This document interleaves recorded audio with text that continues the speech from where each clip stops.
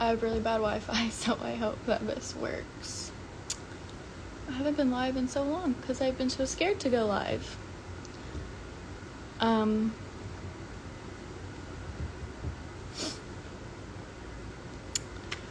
Hey everyone. I, quite honestly, didn't really want to bring anything up during the holidays or anything, and it's just been okay. I wanted to do a live, first of all, because I've tried talking and sharing my story in so many ways. I've made so many YouTube videos that I've ended up deleting because I'm a mess throughout them, or it doesn't feel natural when I have to cut and edit things out. I've tried writing books. I've sat and tried writing things out 5 times, books, chapters. I've tried to get through them. I've tried because I just want people to understand, and I know it's people's opinions don't matter, whatever, but no, it does matter to me, because so much of what happened to me has been invalidated and since I was 16, let's just start there. Since I was 16 years old, I have been living in fear, have been shamed, guilt, lied to, mentally abused, just put in a corner and shoved down. Be quiet. Don't tell anyone. You're doing this for us. You're doing it for us. All this stuff. And sorry, I just got a text and I just got distracted. But basically, I've been silent since I was 16. 16.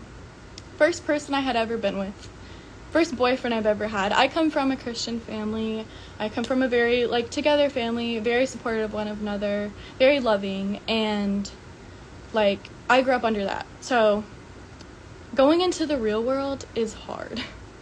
Especially when you're younger, and I'm such an independent person. I'm someone who just wants to be who they are, you know? So when I was 16, I started dating Jack. But actually, about 2 years before that, we were friends and we were talking. And, someone said they can't hear me. Can you guys hear me? Can you hear me?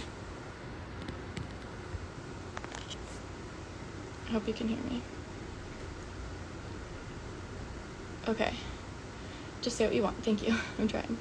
I don't know, people are gonna be so mad or whatever, but why are you mad at the truth? You shouldn't be mad at something that's true. The only reason why you'd be mad at it is because you don't like it.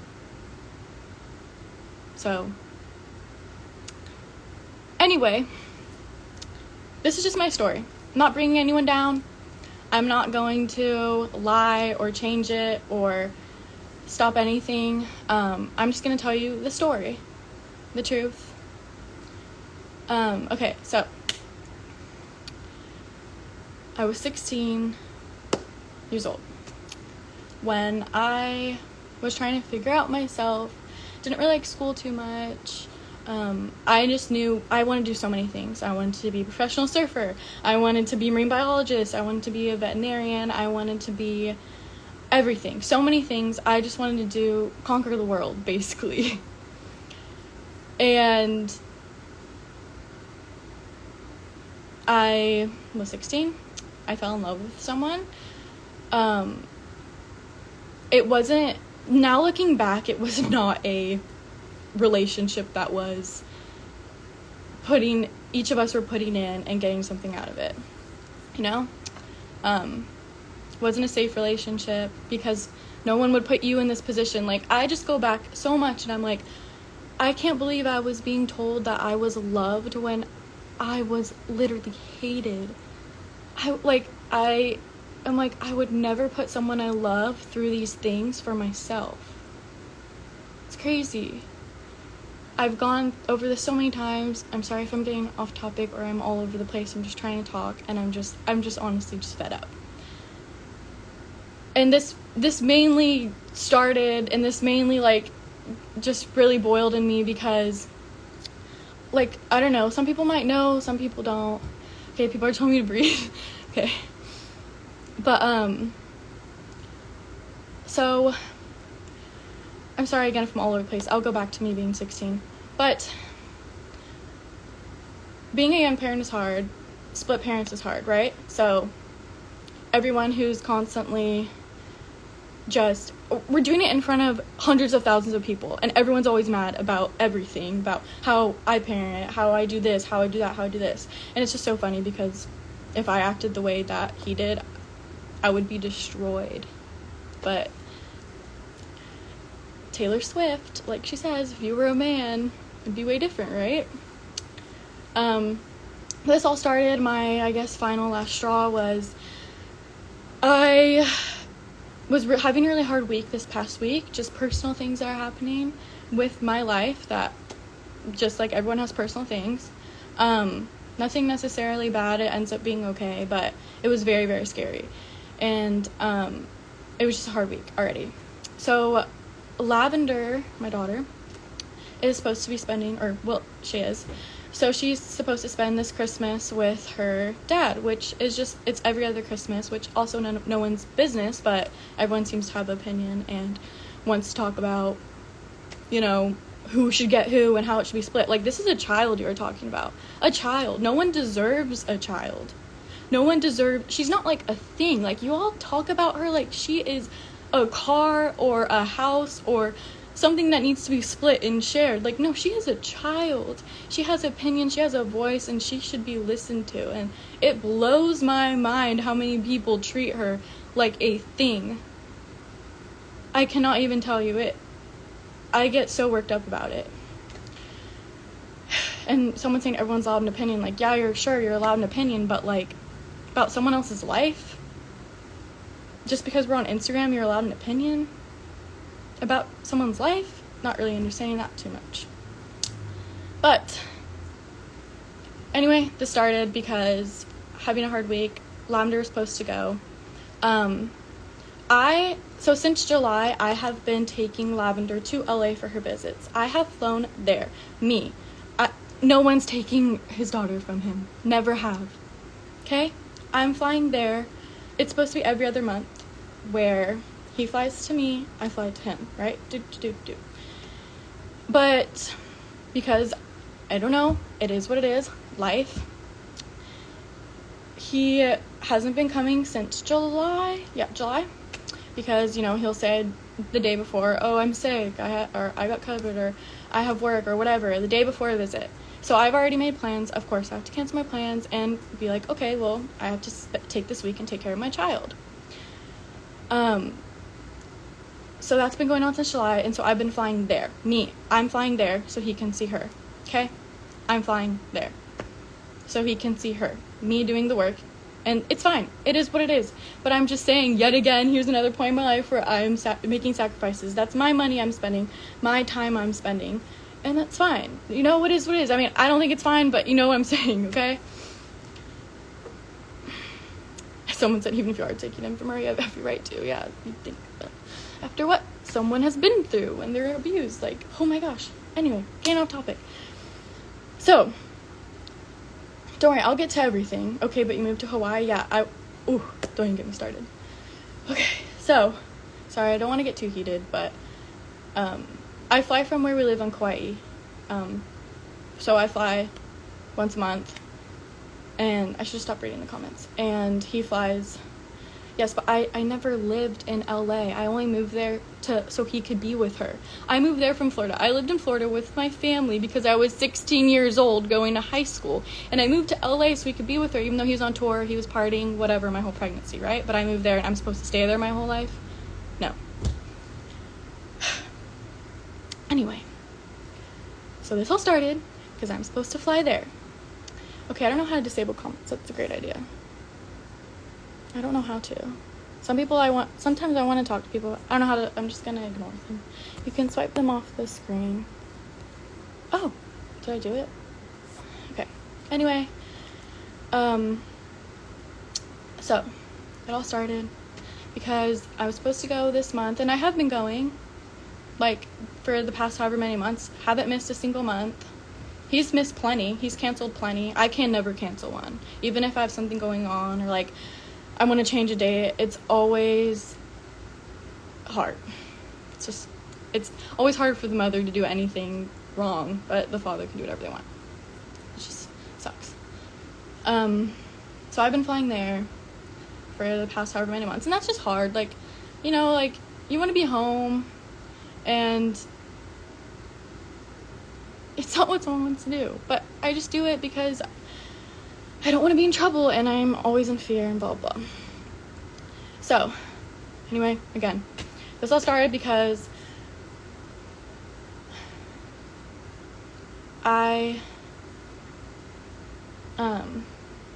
okay, the comments are still bothering me. Anyway, I'm trying to figure this whole thing out. I got really sick and personal, but I, like, physically could not get on a flight that night. And I told him, like, hey, like, I cannot fly there, so, but you can come and pick her up. Like, if you could come fly here and pick her up, like, that's the way that you're gonna, like, I can't fly, basically, and I don't want to send her with anyone else, you know? And so it just became a whole argument. It became always, you know, you never do anything, like, you never do anything, I do everything for you, like, all this stuff, always degrading. I could not pull up a text that's not degrading.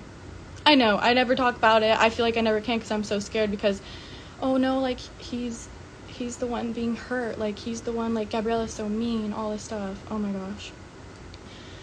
But sorry, I don't know where the comments are. I don't know how to do this. Oh, I see them. Okay, that makes it a lot better. So I just always have, it's always something, always, and it's always me being the bad guy when I'm like, oh my gosh, all I'm doing is trying to, like, have peace and move on, and I'm just trying to be a normal person, but it's like, it's not talking to a normal person. It's like World War III every time there's a conversation. I asked him to come. Comes a fight, I'm like, listen, I'm just sick, can you please just, like, come? Like, I'm sure I was a little more angry than that. And I was like, you've missed visits being sick, like, I'm not even saying to miss it, like, I'm just saying come pick her up, like, I can't go. He's like, well, I can't come. I'm like, okay, well, why can't you come? Doesn't say anything. And then I'm, like, trying to work back and forth with him, and then he texts me, like, I don't care that you're sick, take some medicine and get on the damn plane. Lavender will be here, get on the damn plane. And I'm just trying to be like, I'm sick, I can't get on a plane with my toddler right now. Anyway, his mom goes and tweets that I'm a terrible person and I'm keeping his daughter from him. Like always, that's their thing they always go to, is I'm keeping his daughter from him, when, like, that has never happened. We'll go back to it. I still don't know why they go, I don't know why that's their go-to, maybe because it makes me look like a bad person, or because it's worked in the past. And people base everything off of Instagram, so, like, if he doesn't post pictures with her, that means he's not seeing her. Or if he says, I don't see Lavender, like, people are just like, okay, then Gabriella's a horrible mother and is taking her daughter from her dad. Like, no. Crazy. The internet really sucks, but so that started the whole thing, and I was just like, are you serious? Because of course Christmas time, I'm already not gonna be with my daughter, which is really sad. Like, obviously we're, like, best friends, I love her, we do everything together. It's hard being without her, and people will say, oh, well, of course it's hard for him being without her. Yeah, but he can move next door if he wants to. I moved for him, you know? I just am like, if it was the other way around, I would do anything. But he has to work, and that's the job he wants. That's his job he wants to do, and that is what it is. Why can't I have my life? I want to live where I want to live and have my dream life and my dream job, and he can have his too. Sorry it happened when we were young and we're split. Like, get over it. So that all happened, and she tweeted that, and I was just like, why? Like, why? And then people get mad at my mom for sticking up for me. My mom's so fed up. Are you kidding? Imagine being a mother and seeing your daughter literally being dragged by the hair through the mud and then thrown in the back of a dumpster. I would be mad if someone treated Lavender the way I've been treated. Oh, it'd be over. But for some reason, my mom's petting her. His mom's not. She's tweeting about the mother of her grandchild. Like, you might as well just be spitting in my face. I hid my pregnancy for him. don't even get me started on that. We'll get there. Oh, sorry, I don't want to get too heated. I'm trying to keep it neutral. My foot fell asleep. But I mean, this is the first time I've been able to tell it without crying, and that's because of a lot of therapy, a lot of really good friends, an amazing boyfriend, and great family have enabled me to feel strong enough to even do this right now. And I usually fall apart. Like, I'm still, like, you know, very worked up because it's scary to talk about, because I've literally been threatened, like, with my life if I talked about this stuff. Threatened my career, my daughter. I've been threatened with anything that I love because I'm so hated, and I don't know why. I don't know why they hate me so much. I don't. And when I mean they, I mean all of them, their whole little world, except for the other parents. The other parents have been very kind to me, which we'll get into as well, because I don't want to bring too many people down. That's not supposed to, you know. I want to just tell the truth. I'm trying to tell the truth without it being too biased, and it's hard because I'm very upset, like, honestly very upset. And anyway, so yeah, that started because of that, and I was just, like, getting super mean DMs. I'm like, it's Christmas, like, I just want a peaceful Christmas. I just couldn't fly there because I was sick. I said I would pick her up if I felt better by then, you know. And of course, it just started a whole thing, and she had to tweet mean things about me that, of course, people believe, come and drag me down, all in my tags. I was just on the phone with my mom all day, crying and talking to lawyers, and it just becomes a whole thing, and that's how I'm spending my holidays. Again, this is my third holiday in a row being spent like that. I was like, no, I'm so sick of this. And I called my manager today, and I was like, can I talk about this? And he's like, you know what, like, you are so strong. You have let them bully you. You have been silenced. He's like, speak your truth. And I love him for that. Thank you so much, because it means so much to have someone tell me, like, you deserve to talk about what you want to talk about. Because I haven't had someone say that to me. And I was like, and my manager said, like, you deserve it. Like, you deserve to be yourself on the internet. You deserve to speak your truth, and the right people will love you, and if the other people don't, like, it's their loss. And he's right. Thanks, homie. But yeah, so that just triggered me and sparked all of this in me, and I've just been so afraid, because I am afraid of that. I'm afraid of them tweeting and saying, oh, she's a horrible person, oh, she did this, she did that. But I'm like, what could they say? Because I really don't know. I really don't know what they could actually say besides what they already say right now. Oh, she doesn't let him see her. But I'm flying there every month. I'm flying there around your schedule, around your work schedule, when you also say you're not working, but you are working, but you're not, but you are. And, you know, I just see him out partying and stuff, and, like, that's fine if you want to live your life like that, whatever. But I'm like, I'm at home taking care of Lavender, which I love. And this starts from when I was pregnant. Trying to keep it in. Sorry, everyone.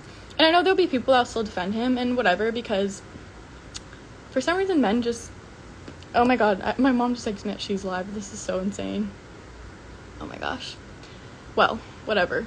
Like I said, I could... Look, me right now just trying to speak about my story, and they're just immediately taking the attention away. Crazy. I'm still gonna talk, though. And she is 50 years old.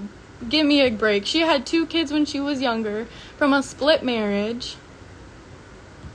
And she has literally no sympathy for me. Or nothing. Gosh. Anyway, let's start from the beginning. I don't know what they'll have to say about me. I'm sure it's something bad. And like I went, there's 2 sides to every story. But I really would love to hear their side, because all I hear all day is that I'm a terrible person, that he hates me, that I ruined his life, all these things.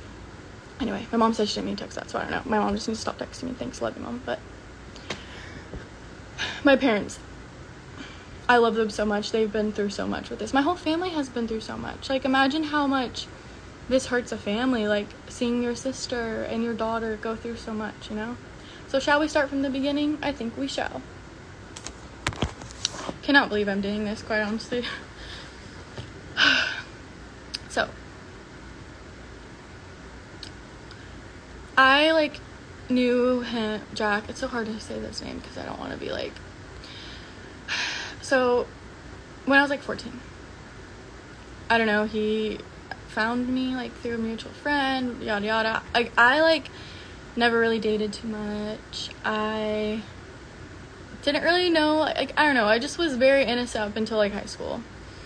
And, like, even in high school, I never drank, never partied, like, that wasn't really me. I just didn't care for it, because, like I said, I wanted to do so much. I was like, just get me out of here, like, so I can, like, be myself, like, I can be me, I can do all these really cool things, like, be a vet, or be a marine biologist, or be a pro surfer. Like, I just wanted to do something. I wanted to travel, I wanted to move to Africa, move to Australia, move to, like, I was just ready to go do something really cool. And school just felt like it was holding me back, because I'm with a bunch of people in high school, and I'm just like, whatever. So I did virtual school. So I knew him when he was 14. We didn't meet until I was 16. So I didn't really know, like, a lot. Like, I didn't know what being gaslit was. I didn't know what manipulating or, like, grooming, like, I didn't know what that stuff was until now. Like, now I can look back after therapy, after talking with parents, I can look back and be like, oh my gosh, the signs were there, and I was just too naive to notice, and that sucks.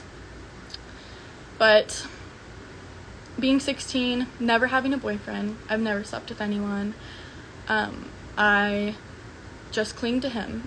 I don't know why he said all the right stuff. He said he loved me, I was his dream girl, I was perfect for him, he wanted to be with me forever, and that's just the stuff I wanted. Like, I wanted that so bad. My parents have always been married, I've always looked up to their relationship. My grandparents have always been married their whole life, looked up to them. You know, you're just like 16, you watch The Notebook and things like that, and you're just like, that's what I want, you know? Which now, again, looking back, now I know what real life is and what a real partner is supposed to be, you know? You can talk all you want, but if you're not going to show anything, it's pointless. 16, and, you know, like, I know, like, at heart, was at least a very sweet person. Like, I fell in love for a reason, and I still to this day don't know if it was all fake or if there was real love there. I really cannot tell you, because sometimes I'm like, wow, I think I really just was fooled, like, so fooled, and I can't even believe I felt that I was loved, like, crazy. But I was 16, never been with anyone. I meet him in California. My mom came with me so I could meet him, because I was just like so head over heels, and my parents were trying to, like, not hold me back, because then they're like, then she'll, you know, they didn't want me to, like, run away or whatever, which I wouldn't have. So my mom came with me so I could meet him, and I was just so excited. Like, again, he said all the right things, like, he was in a boy band, like, I got to meet his band members, I thought everyone was so cool and so nice, and I was like, and, you know, they all, like, smoked and drank. Like, I didn't really do that, and I was just kind of like, oh, is this what cool people do? Like, is this what you're supposed to do? Still didn't really, like,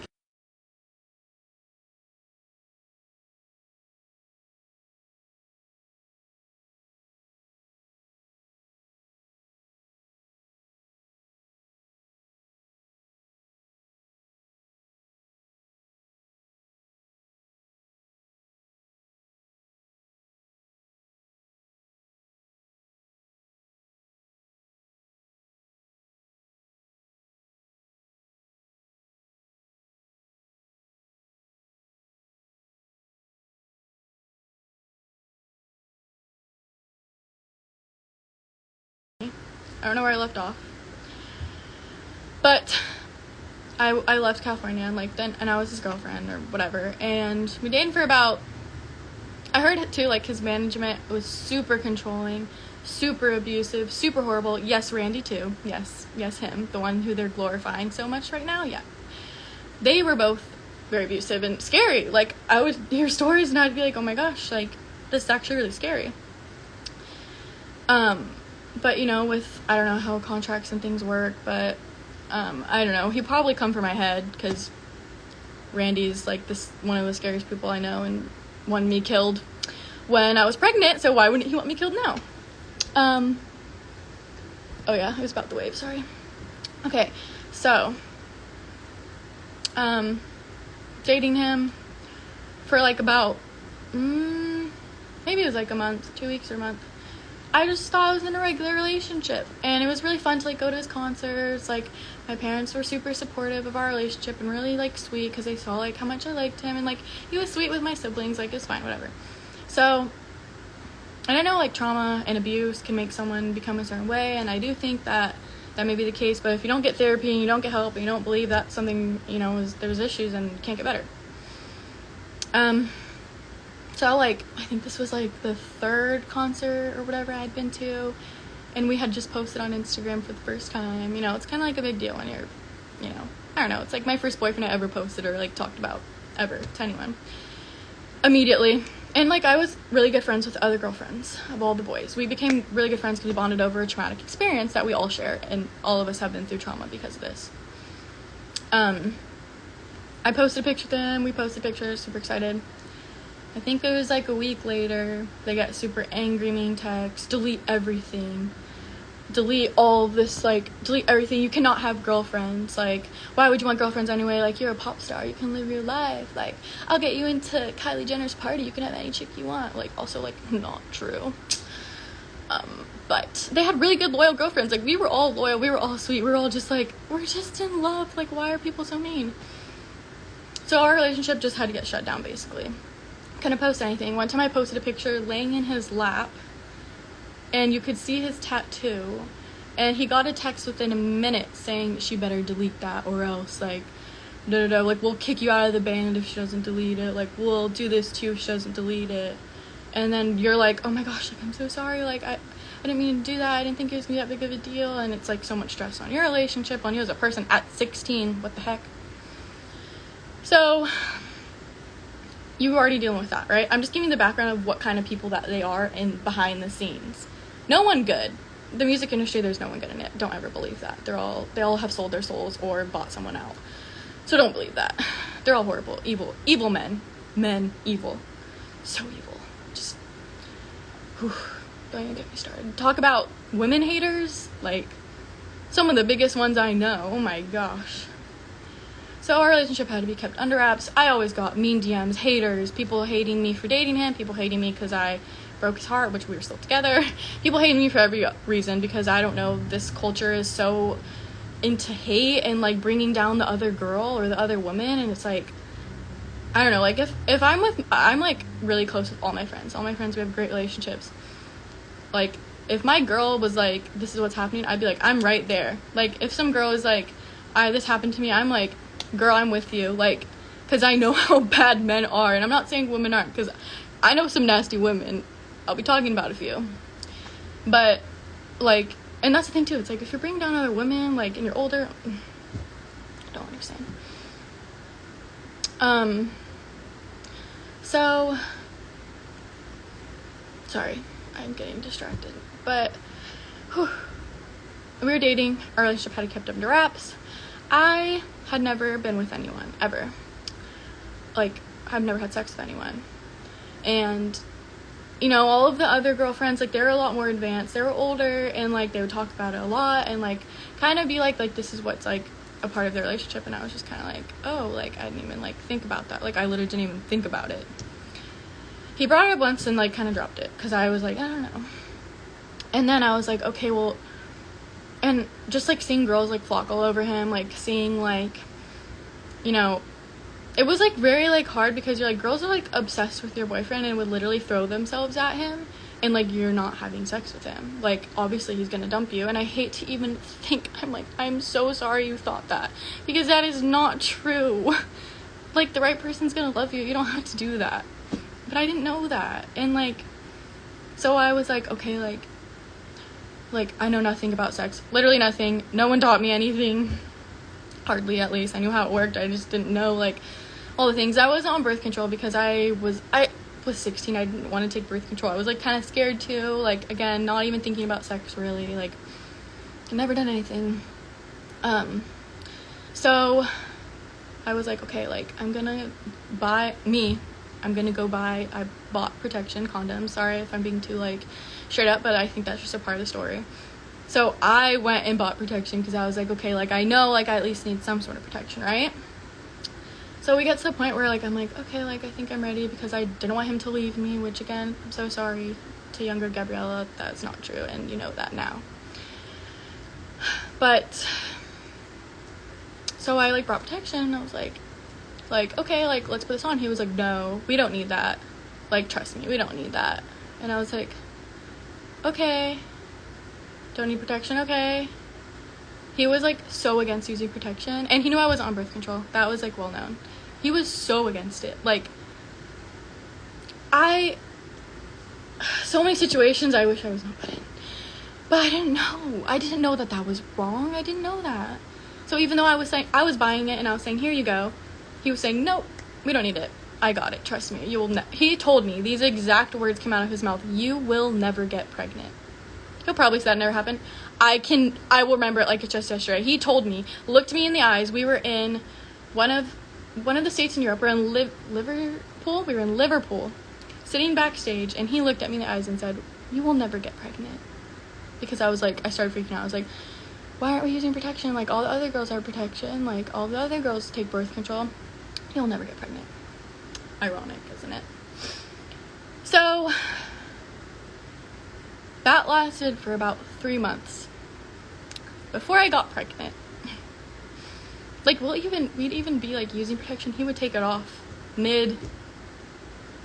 I didn't know what was happening. I didn't know, like, what pulling out was and if it even worked or if he even was. Like, I literally, to this day, still cannot tell you what happened when I got pregnant. I've blocked out so much of that because I'm just, like, I can't even think about it because I'm, like, when did it happen? Like, how did it happen? Like, I wish he would be truthful with me because maybe I would know, but he will not be. And he'll probably tweet something or have to make an apology or maybe not. I don't know. He would never apologize to me, but he might say some statement.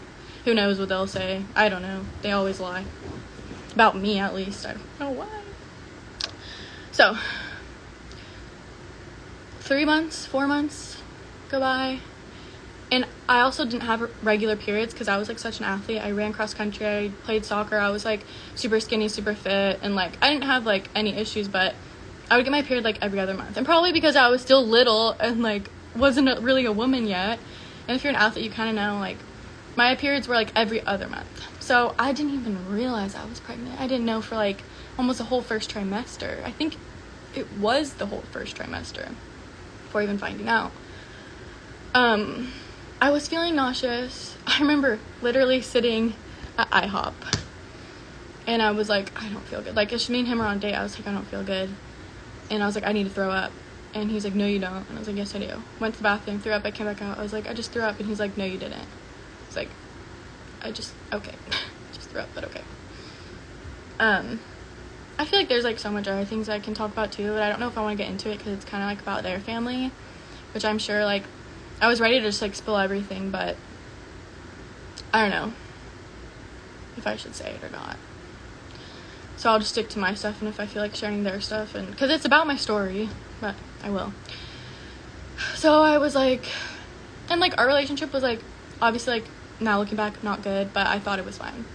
Though it was, like, pretty, like, controlling and, like, abusive. It was just, like, mental abuse. Like, obviously, he never, like, necessarily laid a hand on me, but he might as well have because of, like, how much...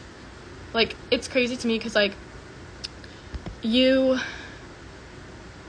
I showed up in court, or if I showed up to a police officer with bruises covering my body, they would be like, who did this to you? Like, he's going to jail right now, like, da-da-da, right? But I have bruises all inside of my body. Scars, cuts, bruises all inside. And I walk up to someone, and it's the same thing. It's the same abuse. It's just one's physical and one's mental. But it doesn't get treated the same way. So that's hard, too, because you, like, feel so invalidated because people are like, well, I can't see it on you, so it must not be true. It's like, it's not how it works. But hopefully one day our world will get to a place where they treat mental illness, mental abuse just as much as physical, and physical illness, physical abuse, you know? Yeah, so I didn't realize I was pregnant. I hadn't taken a pregnancy test at this point. My body felt weird. I knew something was off. I just didn't want to believe it. And then finally, I was with my, like, best friend at the time, Emma. Like, me and Emma have been best friends since we were 2. And this was the only friend I had that knew the entire time I was pregnant. Because we were just really close, and she really wanted a baby. She's always wanted a baby her whole life, so I knew that if I told her or if I was with her that she wouldn't shame me for it. I needed to be with someone that wouldn't shame me. So about 2 months have gone by. I have not gotten my period. And I was like, okay, I think it's time to take a test. So I just turned 17. I'm in Target with Emma, and I take a test, and immediately it's positive. And I was like, we were both literally just there, like, what? Like, we were just in the same Target buying condoms, like, 3 months ago. What? I'm like, just disbelief. Like, I'm like, this is not true. I'm taking another test tomorrow. I am not pregnant. Like, I am not gonna get pregnant at 17, really. Like, I'm that girl. Like, everyone at school is gonna know. Like, my parents are gonna kill me. I'm like, oh my gosh. Like, just so, like, I was like, he's gonna kill me. Are you kidding me? I was like, I'm never gonna tell him. Like, honestly, I was like, I could never tell him. Like, it's over for me. If I tell him, he's gonna hate me. I was right. It's like, he's gonna hate me forever, which I was right. I should have just listened to myself. So I was just in such disbelief. I must stay the night that night. We were just tripping. We were like, no way. We went and got Baja Blast. That's all I remember from that night. Wake up the next morning, take the test, pregnant, and I'm just like, I hadn't seen him because, like, I wouldn't see him for, like, months at a time because he'd be on tour or he'd be working. So I last saw him in beginning of August, and it was now the end of September. So I hadn't seen him in about a month, a little over a month. And I was like, okay, well, like, I'm not going to tell him over the phone. Like, I just should wait until it's in person. But I had already been so far along, which I didn't know. And then, like, me and Emma were just, like, Emma was the only person I had to talk to. Like, no one knew. Like, my parents didn't know. For over a month, I just knew by myself, with Emma, of course. I would lay in bed every night and cry and say, like, I'm so sorry. I don't want to cry. Hold on. I would tell, like, the baby in my stomach that I was so sorry because I was scared that their life was gonna suck. So I told them I was so sorry that I did this to them. Which is not true, obviously, now. Oh my gosh, I don't want to cry. Hold on. I'm gonna be strong because I can't pull the tears out. It's not worth it. They don't care. Okay. So I would just lay in bed and I would say, I'm so sorry. Like, I'm gonna love you. I'm gonna protect you. Like,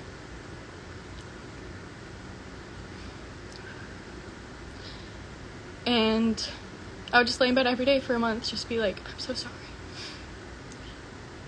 And I just felt so selfish. I was like, really? Like, I shouldn't have had sex. Like, I was like, backtracking, like, I'm getting punished for this, like, all these things. Like, I was like super scared and worried, and like, I don't know, I just like obviously, like, I could have gotten an abortion. Like, I mean, I didn't know how far along I was, but I just like already immediately felt so connected to the baby. Like, I was like, I am this baby's mother. Like, I will be its mother. Like, I will be a mother to this child.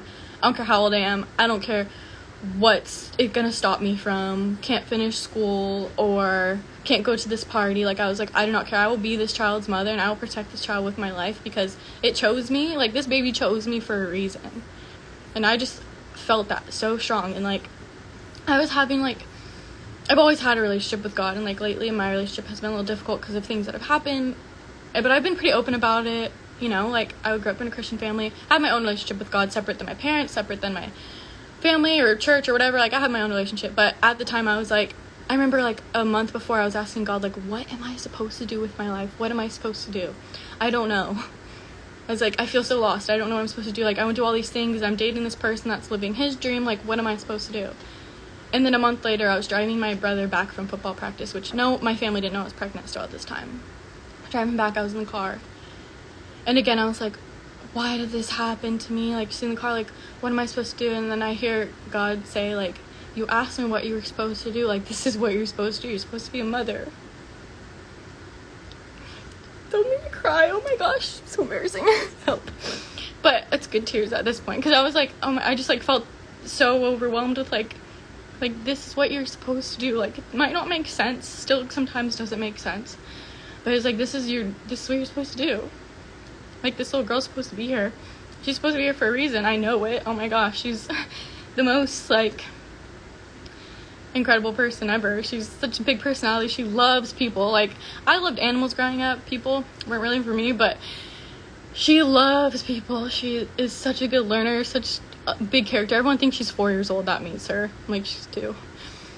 And now I know, obviously. I'm like, okay, like, this girl has a future. Like, there's something that she's supposed to be on this earth for a reason, just like all of us are.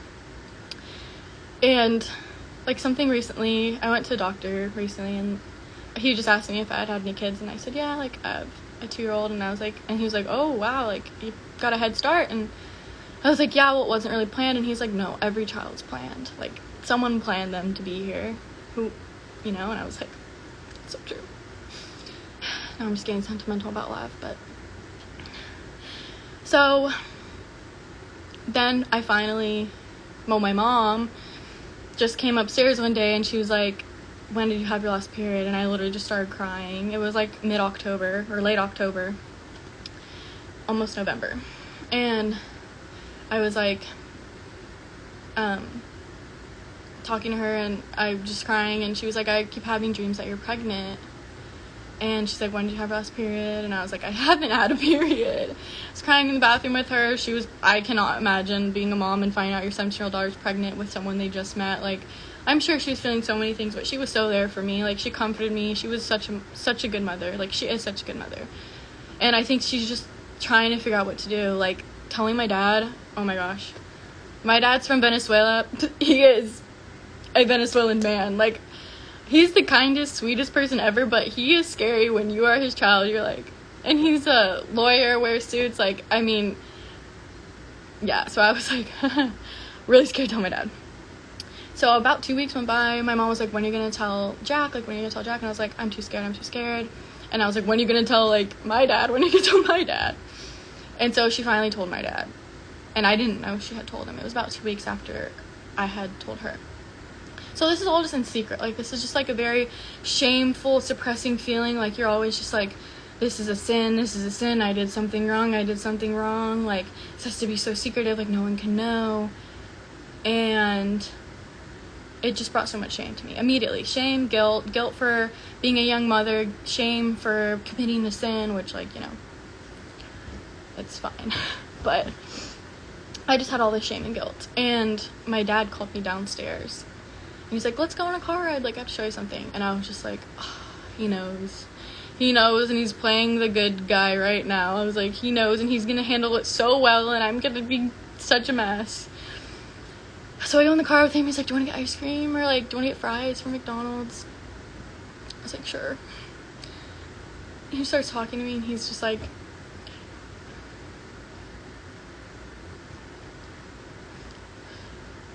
it's funny because, like, I used to cry about this, like, in so much pain, and now I'm crying about it in, like, gratitude. It's, like, weird. So different. That's how you can tell I've definitely healed, or I've been trying to. But he just was like, I'm so proud of you. Like, you got this. Like, we're going to be here for you. Like, we're going to take care of you. Like, whatever you need, like, we will be here for you. We'll be here for this baby. Like, he was so sweet, so kind. I'm sure he wanted to rip Jack's head off. Imagine a 19-year-old man gets your 17-year-old girl pregnant. Well, I was 16 when I got pregnant, but at this time I was 17.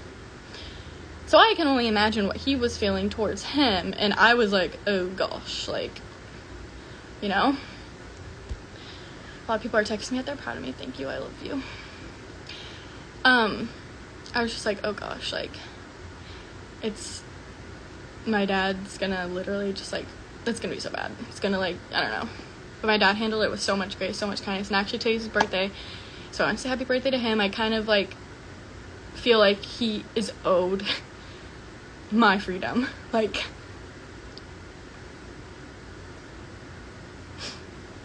he's taken so many bullets for me from them.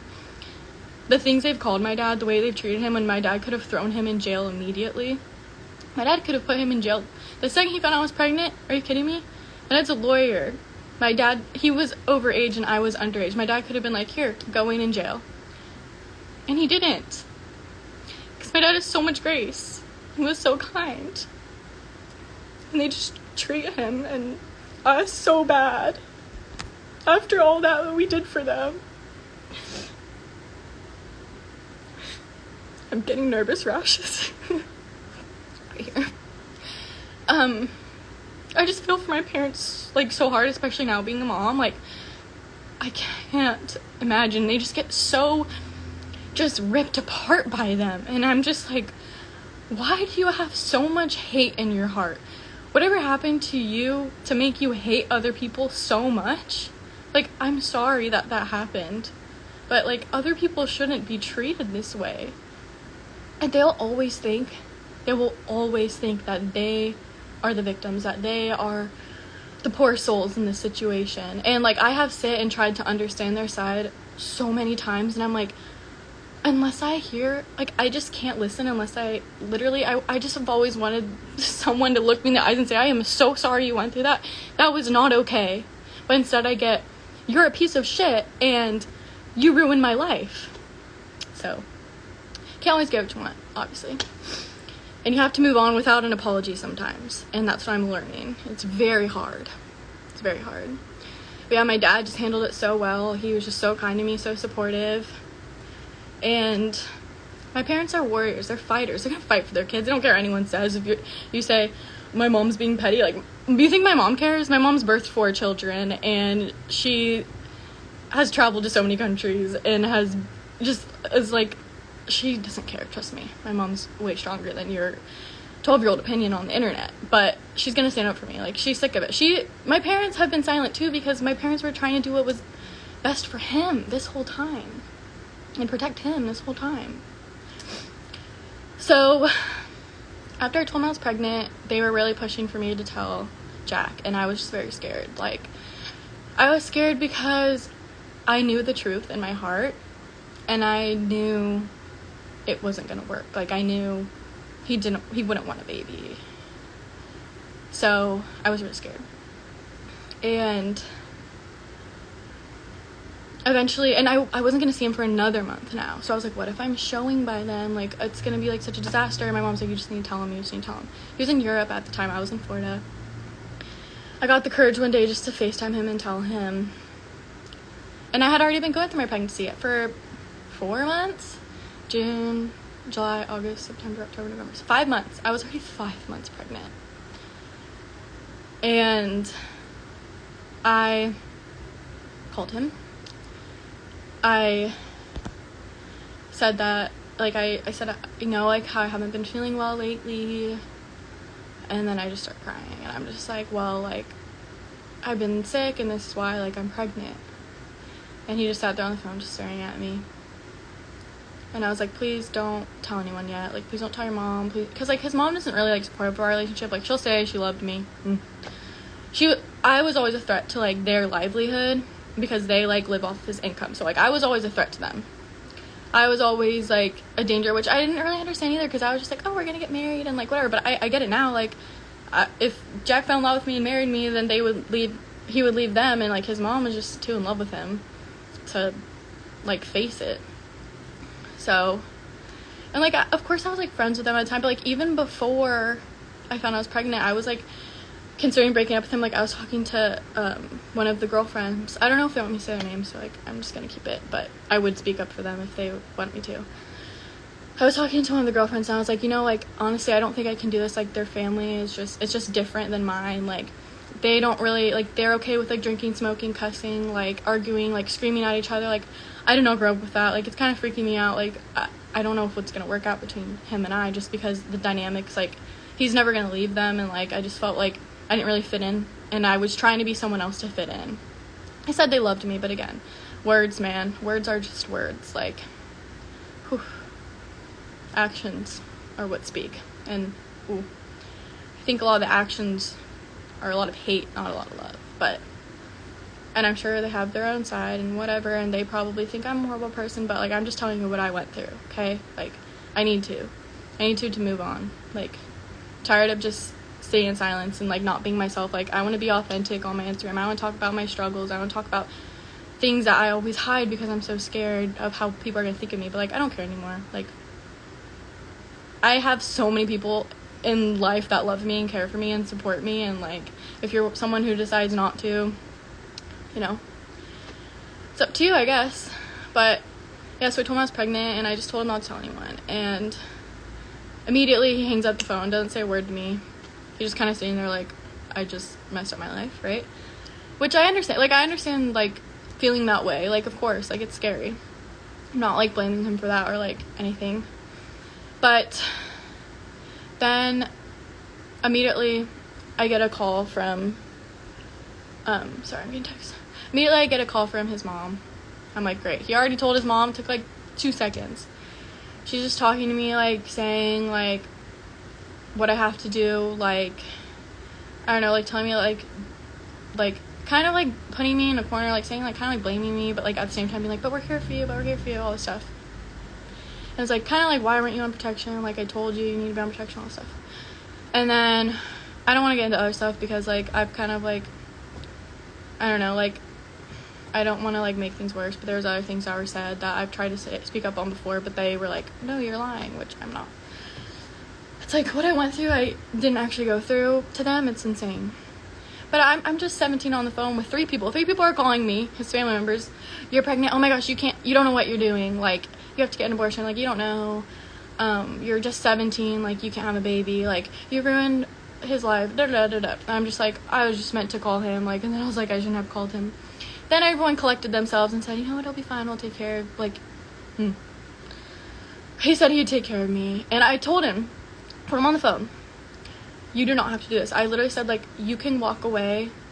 I will never, like, come after you. I will never, like, ask for anything. Like, if you don't want to take care of a baby, like, understand, like, you have a life, you have a dream job, you have, like, everything. Like, I will just take care of the baby. We can never talk again. That's fine. But he said no. Like, he wanted to be there for me. He wanted to be there for the baby. And he wanted us to be a family, and he wanted it to work.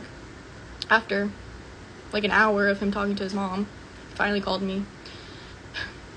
And then I was like, okay, I believed him because I'm a nice person, and I really wanted it to work because I never wanted to be I wasn't from a split family, and I know so many friends and who are from split families, and, like, I just saw a lot of pain that they went through, and, like, I'm sure a lot of you can also say that you've been through pain from split families, and some of you that say it might work out better that way, like, you know, like, I hope, like, one day Lavender's just like, yeah, like, it's okay, like, it's better this way because they were young and whatever. Like, I always hope for that, just because it just, you know, takes a lot of, like, pain away from the child and even from the parents. But yeah, so just trying to navigate this. He hasn't told anyone. I think he told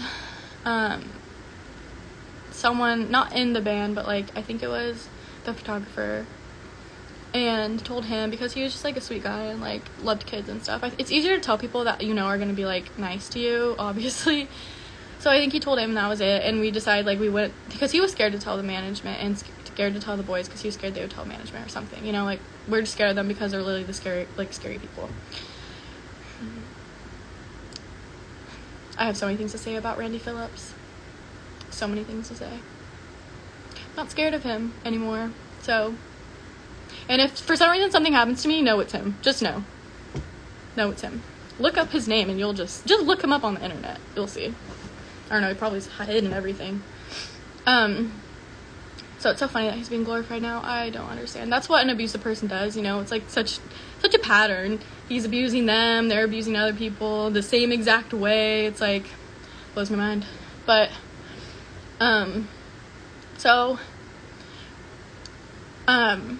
yeah, we kind of were just trying to figure out what to do, when to tell people, like, who not to tell. I was in agreement to, like, keep it under wraps because I was so scared at that point. At that time, I was so scared. And, like, I wish I could just go back to myself and be like, girl, tell everyone, tell whoever you want. Like, this is something that should be celebrated. Like, if any of you that are pregnant or will get pregnant or want to be pregnant or whatever, it is such a beautiful thing. It is never something to be ashamed of. I don't care how it happened. I don't care if you're scared or whatever. You're allowed to feel how everyone feel, but just know it is such a beautiful thing, and it should never be taken from you or be suppressed or hidden. Like, it's beautiful. No matter how old you are. I don't care how old you are. I don't care if you're old or young. It's a beautiful thing, and if people think it's a bad thing, like, ew. We don't need them. Pregnancy is beautiful. Being a mom's beautiful. Raising children is beautiful. Growing a child in your stomach, are you kidding me? Beautiful. And I didn't know that. I didn't know these things. I wasn't, like, now I do have so many friends that just, like, are such amazing moms, and they're just, like, pregnancy is everything to them, and, like, the womb is so powerful and important, and I just love that so much. And the women body is just incredible. Women in general are incredible. So if you have something against women, like, I don't feel comfortable flicking people off on Instagram, unlike some people, but I don't want my daughter to see me flicking anyone off. But if you hate women. So, told him, and we were just, like, not telling anyone. We didn't know what to do. My parents were, like, their parents would talk. He sent my dad a text, my parents, saying it was all his fault, which is so funny, so ironic. Don't worry, I have 3 phones full of, like, proof, like, evidence. I don't know if I'm gonna get in trouble for this. I honestly don't know. Probably to an extent, but, like, I don't know why, because I'm not, like, lying. I'm telling the truth. I'm not trying to like shame, I'm not trying to like be like, oh, this person's so bad. I'm just trying to tell you what happened, like, you know? So I don't know, like, I'm sure I wasn't a peach at all times. I'm sure I said mean things and behaved a certain way, but like, I was really scared. Like, I didn't know how to, sorry, burping. I didn't know how to defend myself back then like I do now, but I was just trying to do my best to make everyone happy except for myself. Also a lesson learned. Eventually we got to a point where, because I was like, I'm gonna start showing like a lot more soon, and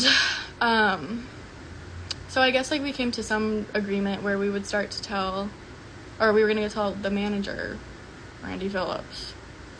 Ugh. And I think my dad actually came with us, and we had lunch and sat down all together. Told him I was pregnant. He seemed super cool at the time, but he is the biggest liar and manipulator I know, so of course he seemed cool at the time. He was kind of just like trying to play a cool guy, like, oh, you're pregnant, like, what, you guys need protection or something? I'm like, and my dad was like trying to be like, my dad came to talk to this man, my daughter's pregnant by your boy band member, like, obviously I'm not really happy, but I'm still here trying to support and make sure that they have a happy family. But he's the bad person, right? So sitting with Randy, don't even thinking about him, so gross. He wanted me dead and my child, so it's really just hard to wrap your head around, you know, being compassionate to someone like that right now. So we sat there, talked to him, he said he would talk to Dave, their other manager. Don't really want to get into him because we don't have beefs really. Like, there was still drama with the boys, and so I don't want to get into it. It's like, that's not my cup of tea.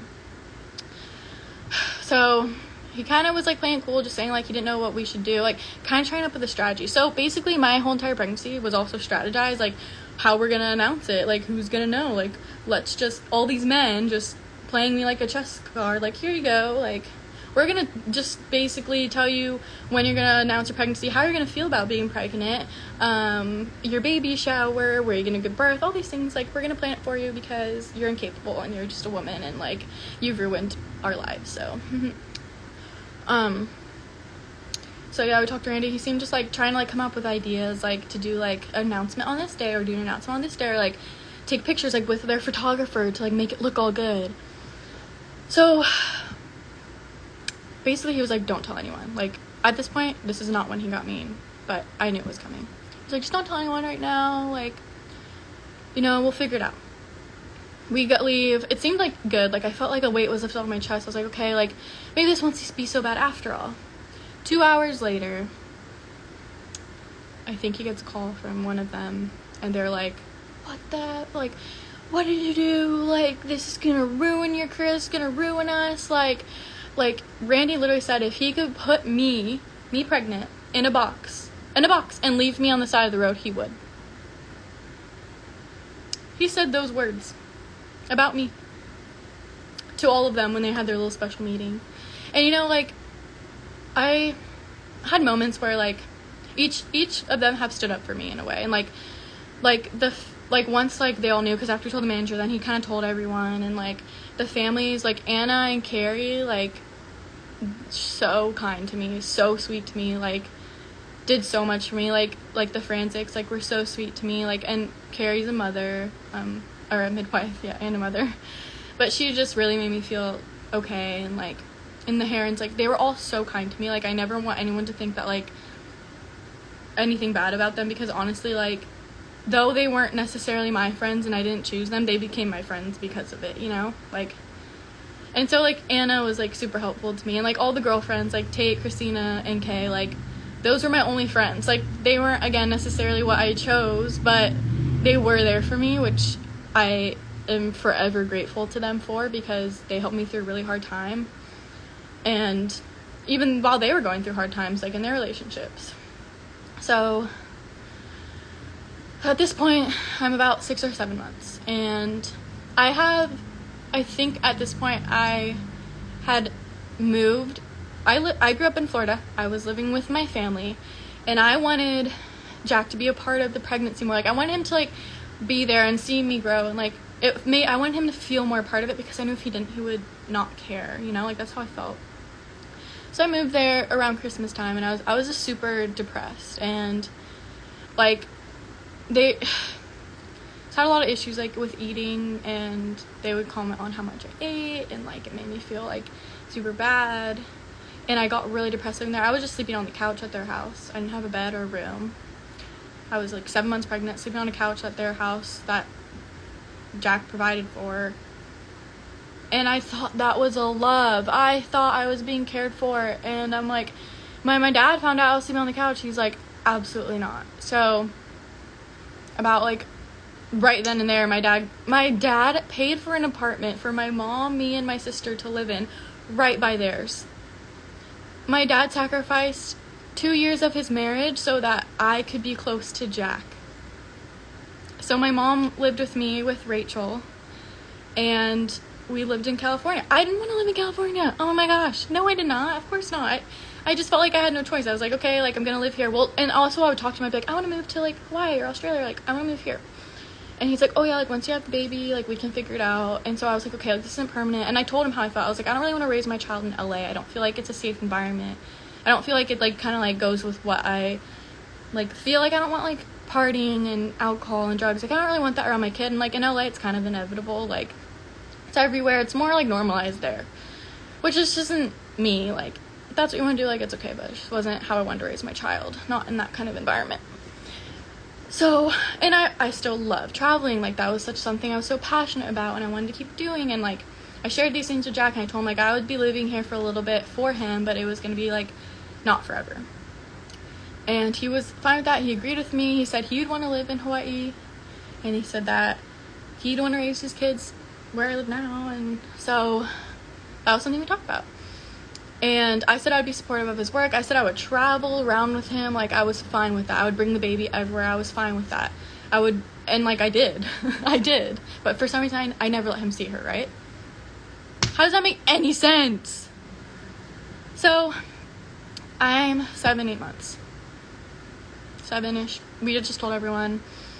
I was just bullied by all of them. Just, like, don't anyone see you. Don't let anyone see you. Like, I couldn't lay out. I was so scared to lay out. Scared to go in public. I wore, like, baggy sweatshirts. I cried every night. Every night. I felt like I was trapped in a box. I felt like, and, like, it was like everyone was, like, nice to me, but it was kind of like I was, like, a ticking time bomb. Like, kind of like, we have to be nice so she stays quiet, but, like, we don't really feel this way about her. Like, we're doing this so she doesn't say anything, you know?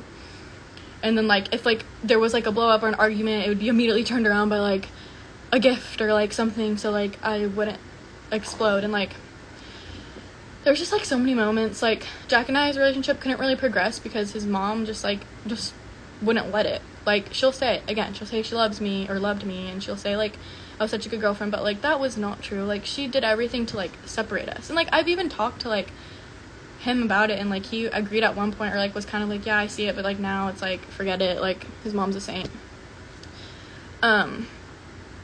But, like, we just didn't have a good relationship. And again, like, hard in the moment to think about it because you're like, this is my person, like, I'm pregnant, I'm getting married to him. But, like, now looking back, I was like, girl, I wish I could go back in time for her and just, like, be like, don't move somewhere for someone that won't care about you in a year.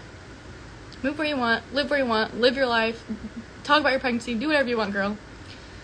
And that's why when people are like, she should move back to LA, it's like, why? He chose to live in LA. He's not from LA. He moved there because he's living there for his job. So I'm supposed to move where he lives because he got me pregnant at 16? That makes a lot of sense. Yes. No, it doesn't make any sense at all. If he should live his life, so should I. And if he wants to move right next door to me, he can. I've told him that. I said, you can move right next door to me if you want, and Lavender can walk over every day. And he said, no, I can't because I like it here and this is where I work. Okay, that's fine. Right? That's fine. I'm not dragging him for it. Like, and who knows, like, I could live closer at some point. I don't know. I'm just living my life. I am 20 years old. I'm trying to figure out where I live, what I want to do. Like, hello? The slack that's just not there. Hope you guys all have slack and sympathy in your life because the nervous rash is still there. But sorry, I keep getting on little like tangents because it's a long story, and I might miss things, and I still want to like release a book and just go in more detail and talk about like just like the psychological things of each thing. Learned so much from therapy, quite honestly. But yeah, so just not in a good relationship, like lots of fights. He would be gone a lot, he'd be partying a lot, he'd be on tour, and you know, always issues with girls, and like it just was hard. I was at home by myself without a single friend except for Emma, and just like people in his circle knew. So my only friends were people in his circle, and like I'm still very grateful for them because again, like they were my friends. They are my friends. They are still my friends to this day. No matter what's been happening between us, a lot of them are like, we saw what happened and we're with you. Like a lot of them. And I understand like some of them don't feel like they have that place, and it's not like a pick or choose side, but I'm just saying like people that were there for me like are still there for me, and I met them through him. And like, and his like, I like just need to like make this like a public statement, but his like family, like his Avery side of the family has been nothing but kind to me. His grandmother, his grandfather, his aunt and uncles, like they have treated me with such kindness and such like support and respect. And like they have also like everyone involved in this has had open communication with Lavender. No one's ever been robbed of that. Just because I put up boundaries, they are so mad at me for putting up boundaries. Because before I was a little scared cat on the side of the road, like, whatever you say, like, I'm so scared. And now I'm like, no, you lied to me. No, you've abused me. No. And they're like, are you kidding me? You put up a boundary? Like, oh my gosh, you're such a bitch for protecting yourself. Oh my gosh, you're such a bitch for protecting Lavender. Like, wow, she's horrible. She's such a horrible person. She does this, she does that. And then everyone on the internet's like, yes, you're correct. Because she is a woman and she has a vagina, so she must be bad.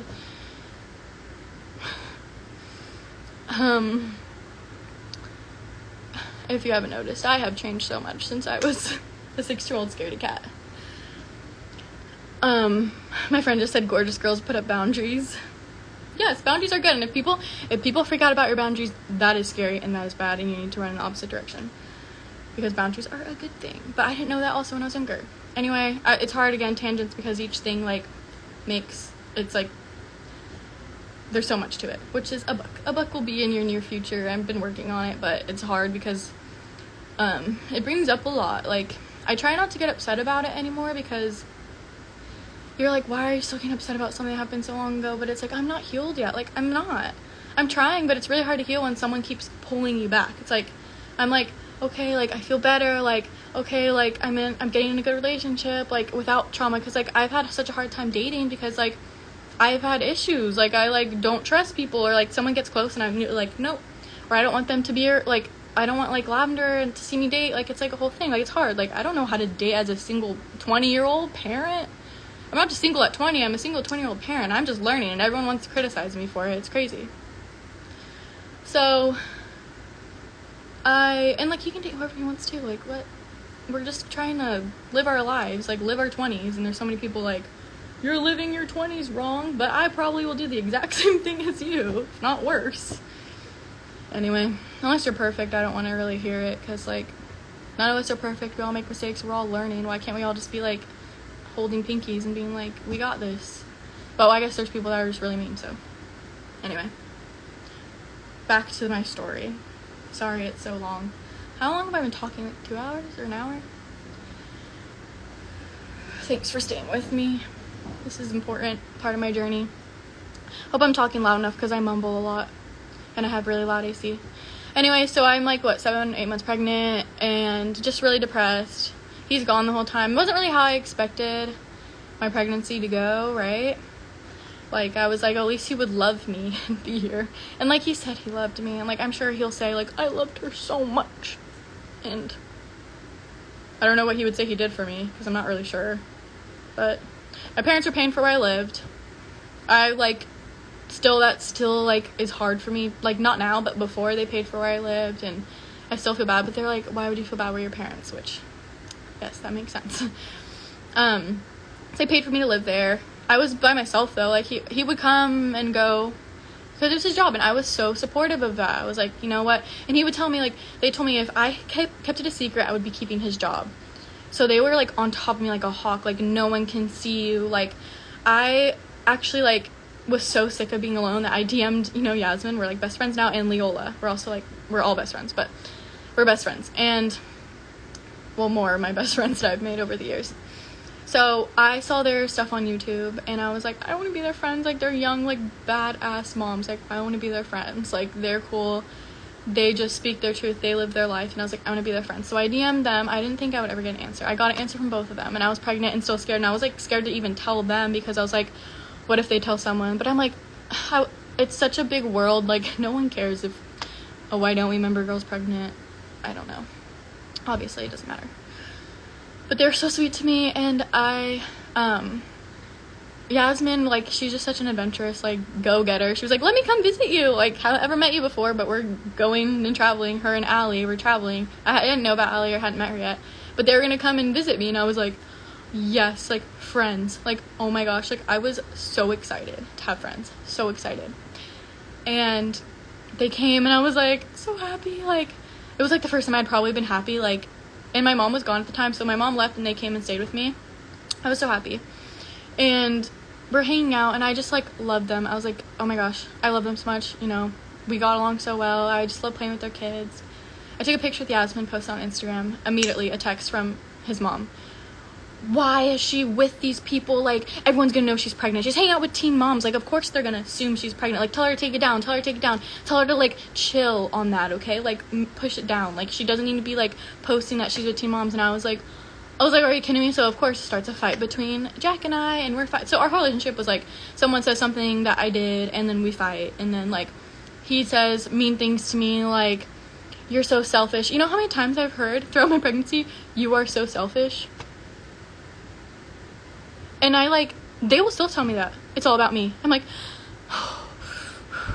how is it about me? Like, I'm trying to now make it about me because it's not been about me for so long, and I had sacrificed everything, my well-being, my teenage years, now my 20s, so much. And I'm like, how is it? I'm like, okay, like, and then of course I'm like someone who's like, oh my gosh, am I being selfish? No, you were not being selfish, and I'm sorry you felt that way. And I was like, okay, finally I'm happy throughout this pregnancy, and I'm being told I'm being selfish for having friends. 2 friends. That would never said anything or never cared that I was dating someone, and why don't we? They just wanted to be my friend and thought I was sweet and cute, and we got along really well. So just things like that, just create so much trauma and so much like self-distrust, because you're doing something for someone else and it's always wrong, but you're just doing your best. Like what 6-year-old wants to be told that they have to hide their pregnancy, that they're a horrible person, that they've ruined the person they love's life, that they're gonna ruin their person they love's career, like, all because you got pregnant. You horrible person, you got pregnant. That's always what it was. And it's funny because I remember Jack texted my dad a while ago, like, when I first found out, and he said it was his fault and he was so sorry and he would take responsibility for everything. Again, just words. But then throughout my pregnancy, it was my fault. And I remember he would tell me, so I'm almost 9 months. I am 9 months, actually. I think I gave birth this month.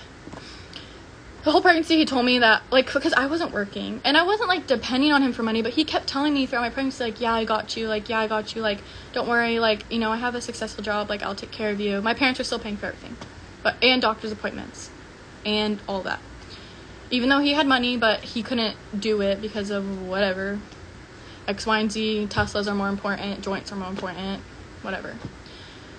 But, like, my parents were so, like, kind, and they were like, like, we'd rather just, like, have the baby be born in a peaceful, happy family. Like, we just want the baby to be born, like, everything to be fine. My parents were just really pushing, like, we'll take care of you as long as we need to, but, like, we do want him to be responsible, but we'll get there, Because, of course, like, accountability, like, but accountability is so scary.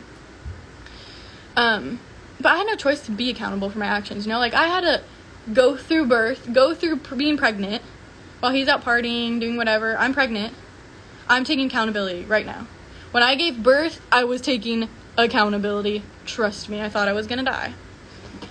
So, he's telling me he's gonna take care of me until he's gonna take care of me. I would just love to hear what he'd have to say about this.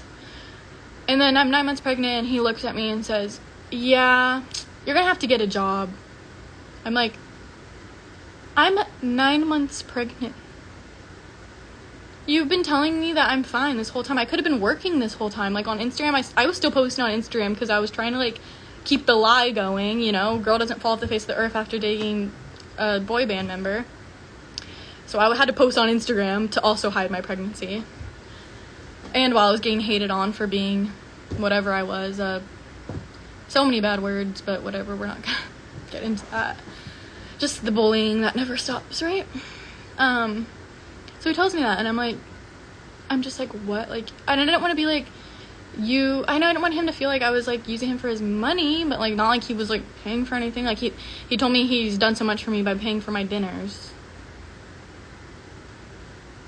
I've dated, like, people with, like, no money, and they will still gladly pay for my dinners, and they had never said anything. I was like, what? Paid for my dinners? So, like, doo-doo. And then I was like, what? Like, okay, well, like, that's fine, but, like, I can't get a job right now. I'm 9 months pregnant. Like, I have to start working after, and, like, you know, I, like, need to finish high school, like, all this stuff, and I think that became another fight. I'm sure it was his mom's doing, because his mom didn't want me to take any of his money, even though, like, when you have a baby, like, it costs money. That's also part about being accountable. Like, trust me, like, I have to work because it's money to take care of a child, which is fine.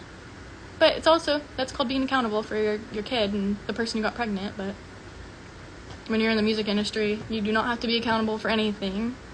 And everyone will tell you that. You deserve to party and smoke and do all those things because you have had a hard life. So you deserve it. Yeah. So he's telling me that, and he made a lot, like, I don't know, like, I don't know if I should get into finances. A lot of people are like, yes, do it. Everyone's texting me, like, but again, I'm trying to, like, just tell my story, and, like, I will talk about it. I will use evidence. I will use text. I will use everything. Like, I'm just trying to get this off my chest right now because I was just sick of my DMs and sick of my tags and people coming after my parents. Like, really? This would have all just been fine if his mom would have just kept it to herself for a second, since me and Jack were trying to figure out what to do because I was sick. So, where was I? Yes, 9 months. Told that I had to work.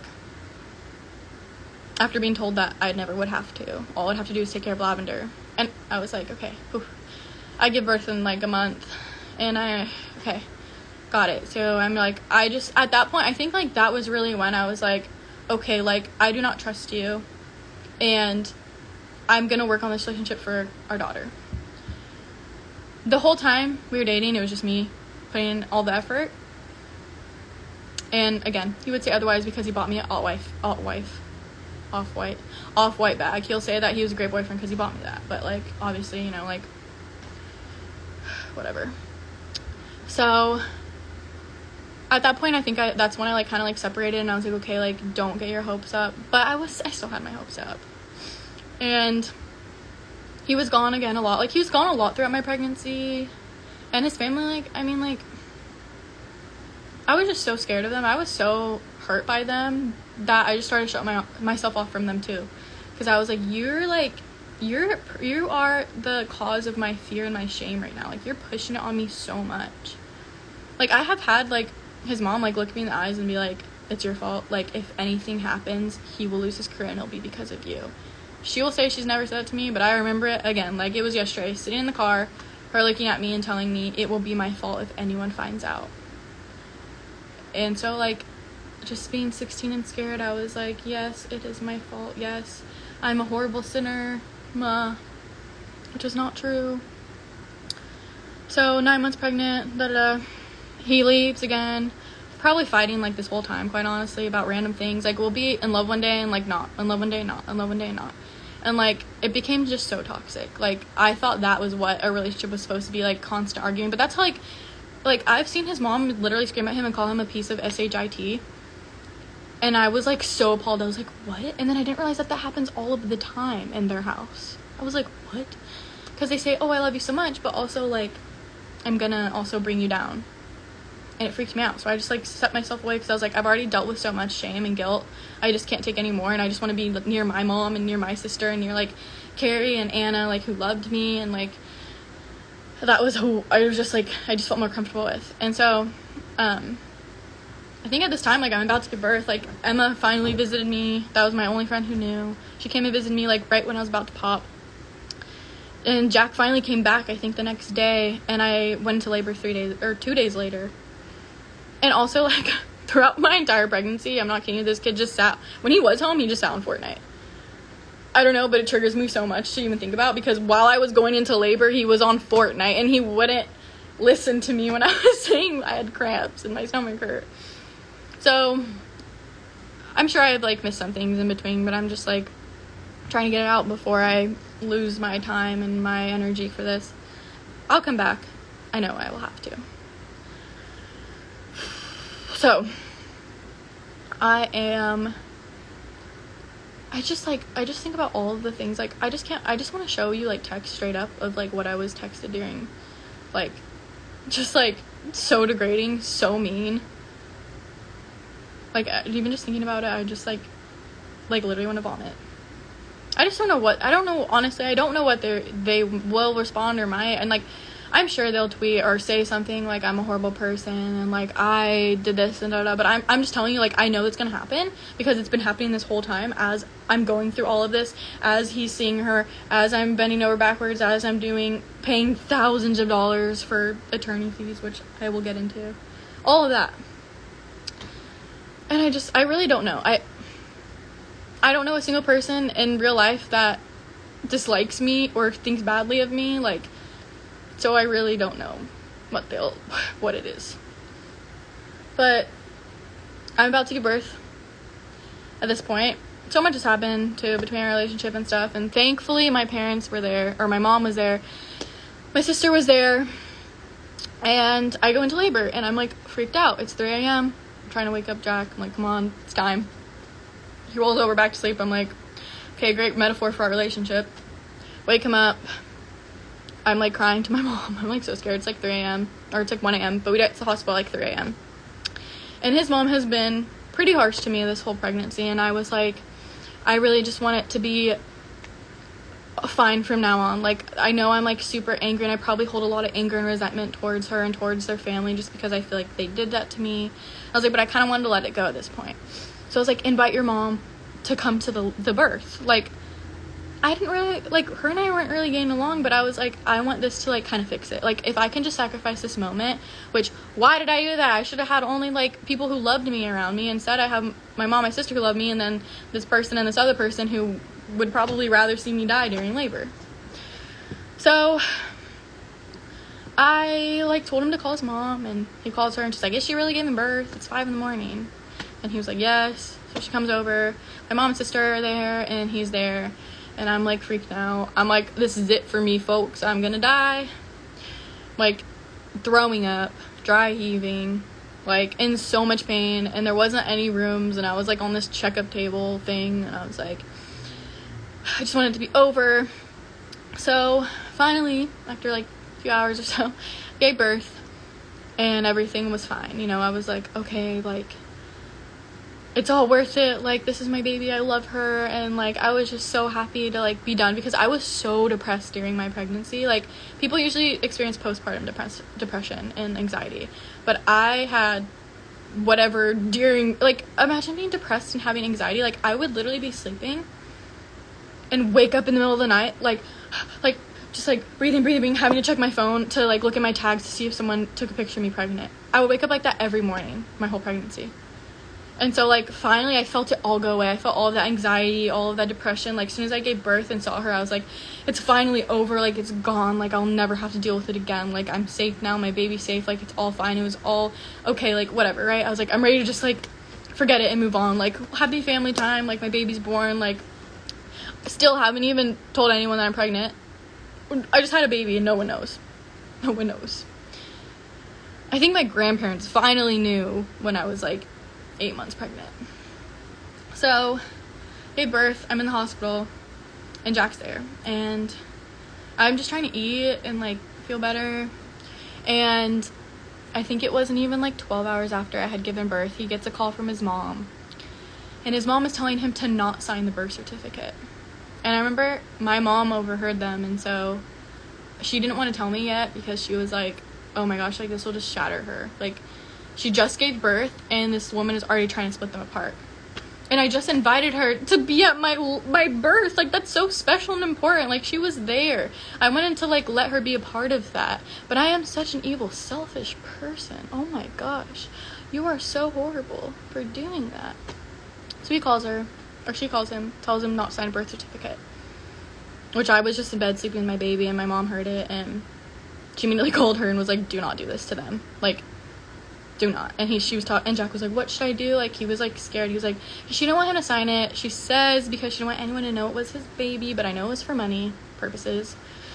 Because, like, you know, which obviously, like, either way, like, you can make someone, like, take responsibility whether they sign it or not, but I think it was just an easy way out. And at this point, I just wish just didn't let him. Because you don't, if you're literally calling your son to not, oh. And then my mom just talked to him and was like, you do what you feel is best in your heart, and, like, it's wrong, that was wrong of her, and all this stuff. And then I guess, you know, like, I talked to him and I was like, well, I want it to be, like, your last name, because I thought we were getting married and gonna live happily ever after. Yeah, right. That was only my plan. Once I was no use to them, bye-bye. So he signed it, and she has his last name, and I was like, yes, then he'll finally love me because I gave birth to his child and she has his last name. Again, girl, I'm so sorry that you felt that you had to do all these things for this person to love you. And like, I am sure he was scared. Like, this was scary for both of us, but it's, sorry, so many nice people texting me. I'm sure it's scary for both of us, and I'm sure, like, you know, everyone's like, I'm sure they have their own side to the story. Like, I am sure, but, like, this is true. Like, whether they were scared, it was, like, no, there's still no reason to treat me that way, because I, like, did so much literally for them. And, so, yeah, I, gave birth, and already the drama came through. My mom didn't end up telling me until, like, the next day, because she was like, I didn't want to tell you in the moment because I knew it would have, like, made you upset.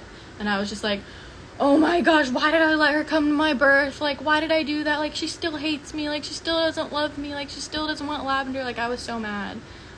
And that's just, like, of course you're gonna think that. Like, I'm sure, like, you know, I'm sure they love lavender. Like, I want to believe that. And people might say, wow, that's really harsh to say, but it's like, when you see, like, the stuff you go through, you're like, how is that love? Like, it's, so I found out, and then I was like, yeah, I'm, like, actually done with her, and, like, I just feel like it's such a toxic relationship for him and her, and for me and her, and it was just kind of to the point where it was like, he was gonna have to choose, like, his mom or me. Like, it was getting to that place, because she would, like, say things about me to him, and say what I wasn't doing, and, like, so when I gave birth, like, to Lavender, like, they all, like, his whole family saw her and stuff, and, like, I mean, I was always excited to have, like, a big family, like, big extended family and stuff, and so, like, I was really trying to, even though I had a lot of, like, hurt and, like, resentment in my heart, I was just trying to let it go so we could just have a family. And it was just, like, the more I try to let it go, the harder they pushed me, like, and again, there's, like, a lot of things I'm leaving out, and I will get there eventually in time. I'm just trying to listen to myself right now, and I just don't think some things are necessarily necessary. But I'm trying to make this more about me than, like, other people and other things. But, so, you know, like, and his other family comes, like, his grandparents, his aunt. I love his aunt so much. I love his grandparents. Like, they've been really kind to me. They've been helpful. They've, like, you know, like, they're sweet. They all visited. Like, all this family has visited. I think my grandparents came out. My siblings came out. So still, this is, like, 3 days postpartum, 3 days after delivery. Like, still no one knows. Still the whole world. No one knows I've just delivered a baby. I've been pregnant for 9 months and just delivered a baby. And I was, like, mind blown by that. And I remember the day I went into labor, people were, like, exposing my like, private Instagram. And, like, they were, like, making up fake stuff. I don't remember. That's always going on. And I was like, of course, when I'm going into labor, this is what's happening. Like, people were, like, saying I was pregnant and stuff. Just being really mean. You know. So, yeah, like, 3 days, and already, like, a lot of drama, just, like, why is she not coming to our house? Well, I just gave birth to a baby, so if you want to see her, you can come and see her. Like, I was never like, you can't see her. They just never would want to come over, because they didn't feel comfortable around my family, because my family was like, why is he not like stepping up? Like, why is he not like financially providing? Like, why is he just hiding from us, basically? And so my parents were starting to get more aggressive with them, because they were like, this, like, my dad had paid for the medical bills at this point, like, and my insurance wouldn't cover me giving birth to a baby, and that is so gracious, you know, like, so gracious. And for some reason, like, we were still being like selfish. I don't understand. So I'm still living in LA with Lavender, not where I planned on living with my child, not where I planned on necessarily giving birth, but I was there for him. I think he had to go in 2 weeks to a concert on Oahu, or 3 weeks, and I was deciding whether I was gonna go or not. I didn't really know, because like I just gave birth to a baby, and during this time, you know, it was so back and forth with his mom. Like, she would sometimes like me, sometimes not, sometimes say I was ruining their family, sometimes not, and she would say like my family was horrible and like I needed to like separate from my family, and still none of my friends have known at this point. So I didn't have like anyone I could kind of go to and be like I guess say like, does this sound wrong to you? Like, is this like, am I being in like a, you know, weird situation? Like, I didn't have anyone. And like Anna and like Carrie brought me dinner. Like, they all like were so sweet to me, and like Anna and Rachel like basically like were the morning like watch for Lavender. Like, they would take her in the morning and take care of her, and like I would pump for Jack to feed her a bottle. Like, I was very like, you know, trying to get him involved, trying to get him there, and like he did, like he was there, like helping like there throughout it, like as much as he could, you know. Like, I'm not trying to judge him too much on being a young dad, but I'm always judged on being a young mom, so it's like, you know. So I think like he was supposed to leave in 3 weeks. He said if I wanted to come I could, but like I was like, I don't know yet, because I just gave birth to a baby. And then there was drama, like I wasn't visiting their house enough, which I still am like, why couldn't they just come and visit me? And so I was a horrible person, because I wouldn't go walk over to their house after just giving birth, and that made me a horrible person. And they had like dogs and stuff, like big dogs, and I was like, I just feel like my house is like safe, and like I just feel safe here. Like, I just gave birth, I just want my little baby to be at our house. Like, I didn't leave the house for like 2.5 weeks, but it was just such a fight. Like, I hated them because I wouldn't bring the baby over there, and I'm just like, just come to the house. Like, it's like 5-minute walk.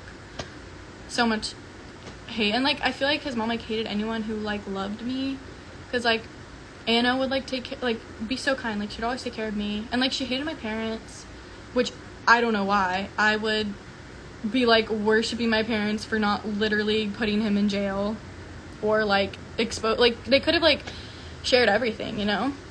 And so when people get weird about my parents talking about it, I'm like, please. When people get weird about me talking about it, like, we're done, we're over it.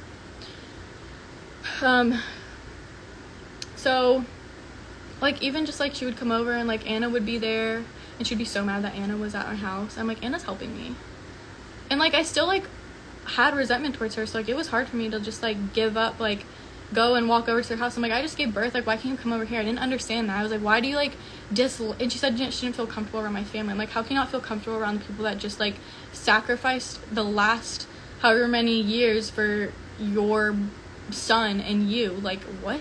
That made no sense to me. Like, I couldn't grasp it. And they like really like try to paint my family out to be just like absolutely horrible, and like you could think I'm doing the same thing, but I'm just telling you how it went down on me, like how it felt. And yeah, so I just had a baby. Like, I'm just figuring out, like, I hadn't even held baby like since my sister was born or something. I was just figuring it out. I loved her so much. I was like, I really thought it was gonna be okay after that, between him and I and the baby, but it just wasn't. It is what it is. Like, I don't care. Like, honestly, thank God, because I would be in a horrible situation right now if I stayed in it. Probably, like, I don't even know if I would still be alive if I stayed in it. Like, I think I wouldn't have, like, honestly, just because of how much trauma and abuse and like just how like degrading they made me feel. I don't think I would be. Yeah, so I was like, it's just a lot of stuff, but still nothing is like, I'm still living, my parents are still paying the rent. Like, I'm like starting, okay, like now I need to start working. So like I'm trying to figure out Instagram and stuff. I'm like, this is the best and easiest way I can make money right now is like Instagram. Like, I have a decent amount of followers, like I can try and make money. And also we were supposed to announce, it was a whole, like, argument, too, about when we're gonna announce it. Still haven't announced my child. They were trying to wait till I turned 18 because they didn't want him to get in trouble. So they were trying to wait till it was September for me to be 18. I was like, people can do the math. Like, you go back and realize she was underage when she got pregnant. So, yeah, the manager was like, you can't announce it until you're 18. And then, like, Jack was like, no, because she's going to come with us to Oahu, and people are going to see her with the baby, so you're going to have to, like, figure it out. And, like, you know, like Daniel has stood up for me a lot. Like, I don't know, we're not really, like, friends anymore, but there was people in there that did stand up for me against Randy, but it just wasn't enough, you know, like, I was still, like, treated the way it was. But I do appreciate those people, though I'm not going to speak on their behalf, like, you know, but, like, some of us aren't friends, some of us are. But I do appreciate all the families and, like, stuff like that. So where was I? Oh, yeah, so I was trying to decide if I was gonna go. Money was, like, just always something, because my parents were just like, we want him to be accountable for Gabriella and the baby, and his mom was like, no, you guys are horrible people, like all this stuff, like, if she wants to live with us, she can. Yeah, I'll live in your 2-bedroom apartment while I sleep on the couch with my baby again. And he was like, so him and I had talked about, like, getting a place together, always. Like, we were looking at places in San Diego, because I was like, I'd rather live in San Diego, like, maybe we can have a 1-bedroom. Like, I didn't care. I was like, it could be a 1-bedroom apartment, like, since you'll be gone all the time anyway, like, it's not that far for you to drive to work, since you're not gonna be there that much, all stuff. Like, we had talked about it, we had been looking at places, and, like, and no, that did not last very long, because he needed to buy a house for his entire family. And me, of course. It was also for me and Lavender. No, it was never for me and Lavender. His mom picked it and bought it, and they live there now. And, like, they always are like, because I always bring it up, because I'm just like, I just am like, it's just so just ironic to me. It's like, right when I give birth, they buy a house, and they, like, separate my family. Like, you know, that was our family being separated, and it was my fault for not living there with them. And I was like, I don't want to live with a family that's, like, I want our family to live together, not live with a family. Like, I already was, like, ready to, like, not live with my parents. Like, you know, like, they're super helpful and supportive, but I was, like, ready to, like, live my own life, and, like, I thought it was gonna be with him. So she used his money to buy a house. And, like, it's crazy. Like, I have texts too of, like, him saying, I was like, because he was, like, showing me this house. I was like, it's a great house, but, like, that's not where I'm gonna live. And he was like, what? Like, I told you, like, I was gonna take care of my family first. Like, my family's coming first.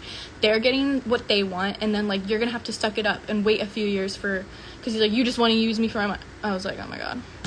So I have a text about this, by the way, where he was, like, saying that even though he told me that we were gonna live together, now we're not, and it's my fault too, because I'm not grateful. And I'm selfish. This also is another text where I'm selfish in, because I don't want to live in a house with him and his family and his dogs when I just gave birth to a baby, and these people don't like me. And I was like, this is where the line's drawn. Like, I've done everything for you thus far. I've listened to your rules. Like, I will not be living there. Like, that's for my own health and my own sanity. Like, I can't live in a home that is degrading. So I was just like, no, like, I can't do that. And that was the end of the end. Like, me declining that beautiful offer was the end of the world. And that was honestly when our relationship fell apart. But, like, for sure, on his side, like, I think I had just, like, his mom was just, like, saying things about me, and we were still trying in a sense. Like, I was still trying to be there, and, like, still traveling to him and bringing Lavender, even though I, like, didn't feel that comfortable around him anymore. Like, I stopped feeling comfortable around him, like, in, like, May, just because it was just kind of like, okay, like, he doesn't love me, and I know that, but I want a family, so I'm gonna try. And, like, and I knew he was, like, talking to other girls and stuff, like, I know that, and I was just like, it's probably nothing, it's just innocent. And even though, of course, I was pregnant, didn't have time to talk to anyone. So I think he literally also tried to accuse me of that before, but whatever. So we finally, well, Randy, the beautiful Randy, wants to set up a family photo, so everyone thinks that my parents are supportive and our families get along, and it's such a happy thing. So they paid their photographer to take the family picture of all of us, which all of you know, the announcement photo, that was planned that very day. His mom was yelling at him for being at my house, or my parents' place, even though I just gave birth to his baby, and she was like, you love her more than us, and, like, that was a whole fight, because he asked them to stop yelling at each other, and then she said, oh, you just like their family better, and you just want to be with her, and it's like, yeah, I just gave birth, like, so, like, yeah, I'll never forget this. So they try to say it didn't happen because they think I forgot it. Yeah, I did not forget it. I will remember because I'm literally traumatized and have to go through so much to just, anyway. So that was the day we took the picture. That was planned, and it was a whole part of the thing. The only way I was able to announce it is if I took a picture with the whole family. So we did. And again, I'm doing this because I think it's for everyone else, but I'm still very selfish and a horrible person. Remember that. He sees Lavender, like, there's no taking Lavender away. It was just, I was taking Lavender away from his family because his family wouldn't walk 5 minutes over to see her. I would invite them over, like, I would invite, like, the girls to come, like, hang out, and it was just always so awkward because, like, I could tell they, like, hated my mom, and my mom was making them dinner. And, like, it was just so weird. And then, finally, like, I announced the baby, scared out of my mind. I guess it went pretty well. There was, like, some backlash. You know, people were like, oh, he got an underage girl pregnant. And I was shutting that stuff down, even though that was true, and I was manipulated into not using protection. But I was still defending him because I was like, ah. And my parents still being, like, good about it, posting nice things about it. Like, just trying to make it a good thing. For me and for him, you know? And then, so I posted it, and, you know, like, I think most of you have been there for that. This is when, like, most of my friends found out. Most of my friends had to find out through Instagram. I called a few friends, called Riley, and, like, felt so bad for her. I was like, she was my best friend, too, and I was like, I'm sorry, like, they told me, like, and I was scared because she went to my high school, so I just felt, like, scared telling her, and she just handled it with so well. She wasn't mad at me or anything. She just didn't believe me at first. She was like, yeah, right, you weren't pregnant, and just gave birth to a baby and didn't tell me. And she was just so sweet and kind. Her family so sweet and kind. They just were like, okay, we love you and we love your baby. And pretty much everyone else in my life was the same. They were like, we understand that was hard. I can't imagine what you went through. We love you. We love your baby. And I was like, why can't everyone else be nice to me but not, like, them? Like, why do they hate me so much after what I did? So this time I wasn't 18 yet. I decided, there was, like, a bunch of drama, too, going to Oahu. And, like, his mom always followed him everywhere, too. I don't know, she's, like, in love with him. I'm sure people are gonna say something, but I don't know, it's interesting. So they wanted to go to Hawaii too, and it was, like, a whole thing about who was gonna pay for it, blah blah. Eventually, I decided to go because I just wanted him to see her before he went to Japan. So he was gonna go to Japan for 2 months, and I was like, okay, so I'll go to Hawaii so he can see her and spend more time with her. So I flew there at 3 weeks postpartum, 3 weeks after having a baby. I was over there, and just so he could see her more, and just so he could spend time with her more. And I was, like, so scared. So I asked my mom and my sister and Anna. They all came to help me with Lavender. And even then, so much drama. Why is she asking her mom to watch Lavender and not me? Like, you can go. And my mom texted her, you can come hang out with us. Like, we're at the pool. Never would go. Like, how much more can you do there? Like, she said she feels uncomfortable being around my family because my family was like, hey, your son needs to, like, pay money for his daughter. And that was, like, they were like, how dare you say that to us? It's none of your business how much he makes. Like, when my dad's spending, like, thousands, he probably spent $100,000. He has to have throughout that whole thing, more than that. So, I'm, like, it's just very confusing, very lost. A very lost time, and he was going to leave to go to Japan and Asia and stuff, and we're done with that trip, so I went back home. So he went, and then in August he was gonna be in Minnesota, and I love the Frantic, so I was like, oh, I'll go to Minnesota and bring Lavender again. Hadn't seen her in 2 months. Who's flying to him to bring her? Me. She was like 4 months old, and I think I went to Kauai to visit Loyola during that 4 months, and, like, when I was with them, you know, they were like, this is a really unhealthy relationship. Like, they were telling me, like, it was really toxic just by reading our texts and stuff, and they were like, we support you, but I was with Allie and Leola, and they were like, we support you, but, like, this seems, like, very unhealthy. And I kind of was, like, telling them stuff, and, like, I hadn't had a chance to, like, talk to other people, so this was kind of, like, the first time. And, like, my parents knew it was, like, not good, but they just had so much faith in me and, like, really wanted to do the right thing, and they thought the right thing was keeping us together. And so,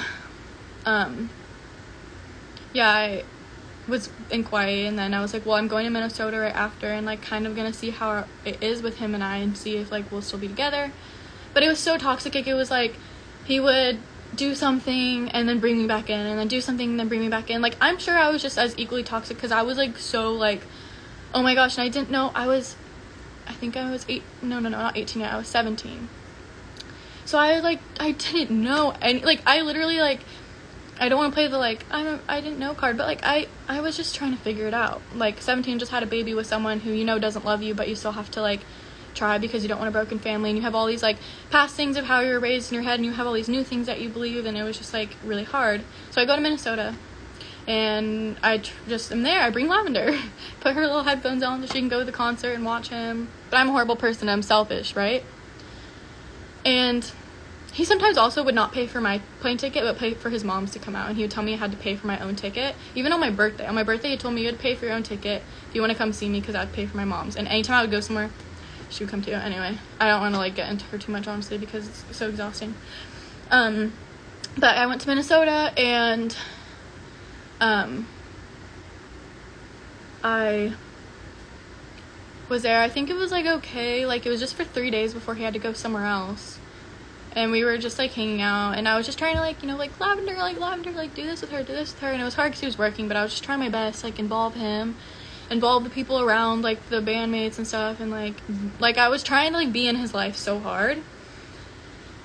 And then I think I went back home after that, and I don't think I was gonna see him till around my birthday. And Lavender needed to get her passport because I was planning on flying to Europe by myself to go again bring Lavender to him. And supporting him this whole time, supporting his career, not getting any money from this, nothing. Like, I'm just supporting him because I believe in faith that, like, at some point we'll have our family together and what he said will be true.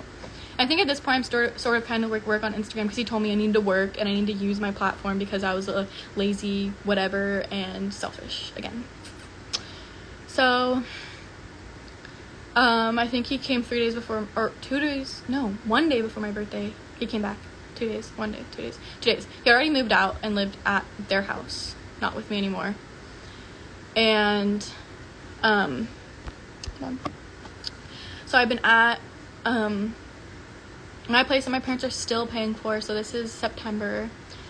Lavender was 5 months old, and he's not living like with me or staying with me. He's living at his other house. So he flies in and goes there, or I think I pick him up and then he goes there.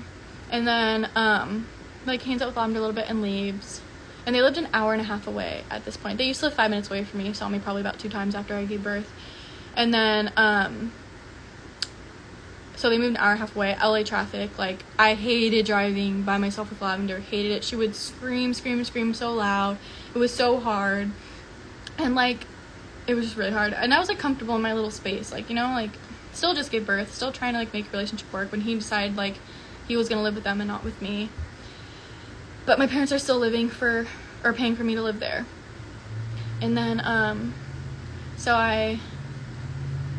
this is around almost my birthday, and we had to go get her passport. So I went, and I was like, he was arguing with me, fighting with me about like how he wouldn't stay with me, and if I wanted to see him, I would have to go stay there.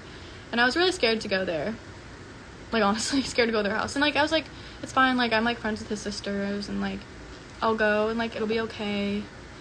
And even when I'm there, I don't feel, you know, I'm just like, they don't love me, and like, but I still like let them like hang out with Lavender, like let them watch Lavender. Me and Jack went and did things because I wanted them to feel like a part of it, because his mom said how I never let her watch Lavender, so I let her watch Lavender.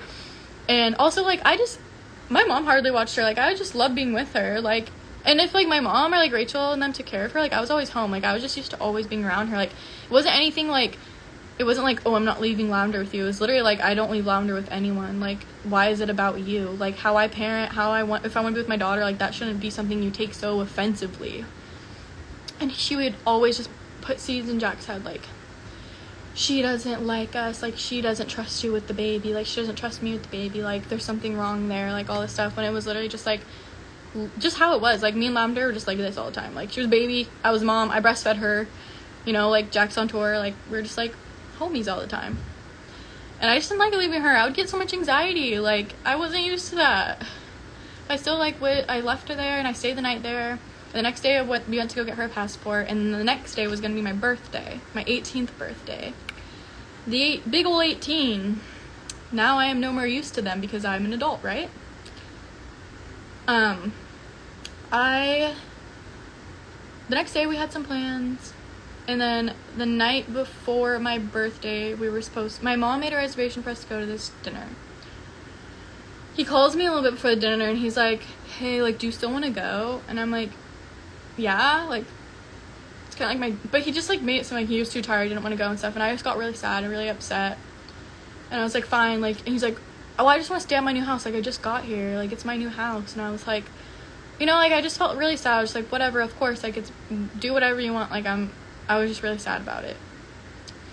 And I was just over it. And that night, we just got in a big fight, and on the phone with me, cussing me out, but right before my 18th birthday, told me no one would ever love me again. Like literally telling me this. I'm sitting there crying. He's telling me no one will ever love me again, that I'm this and that, so selfish, like, you can't just, like, suck it up and move here, like, you know, you're this and that, like, all this stuff. Like, I'm sitting there crying right before my 18th birthday, and and then he was, like, cussing me, and he's like, hey, babe, I'll call you right back, I gotta go take the trash out. And I'm like, what? Like, you just told these horrible things to me, and then you're just gonna say, hey, babe, gotta go real quick, I'll call you back? I was like, I'm done. I was like, I gotta get out. Like, everything was telling me, like, leave this relationship, like, this is so wrong, this is so bad, like, he doesn't care about you, like, I know you want a family, but all this stuff, you know?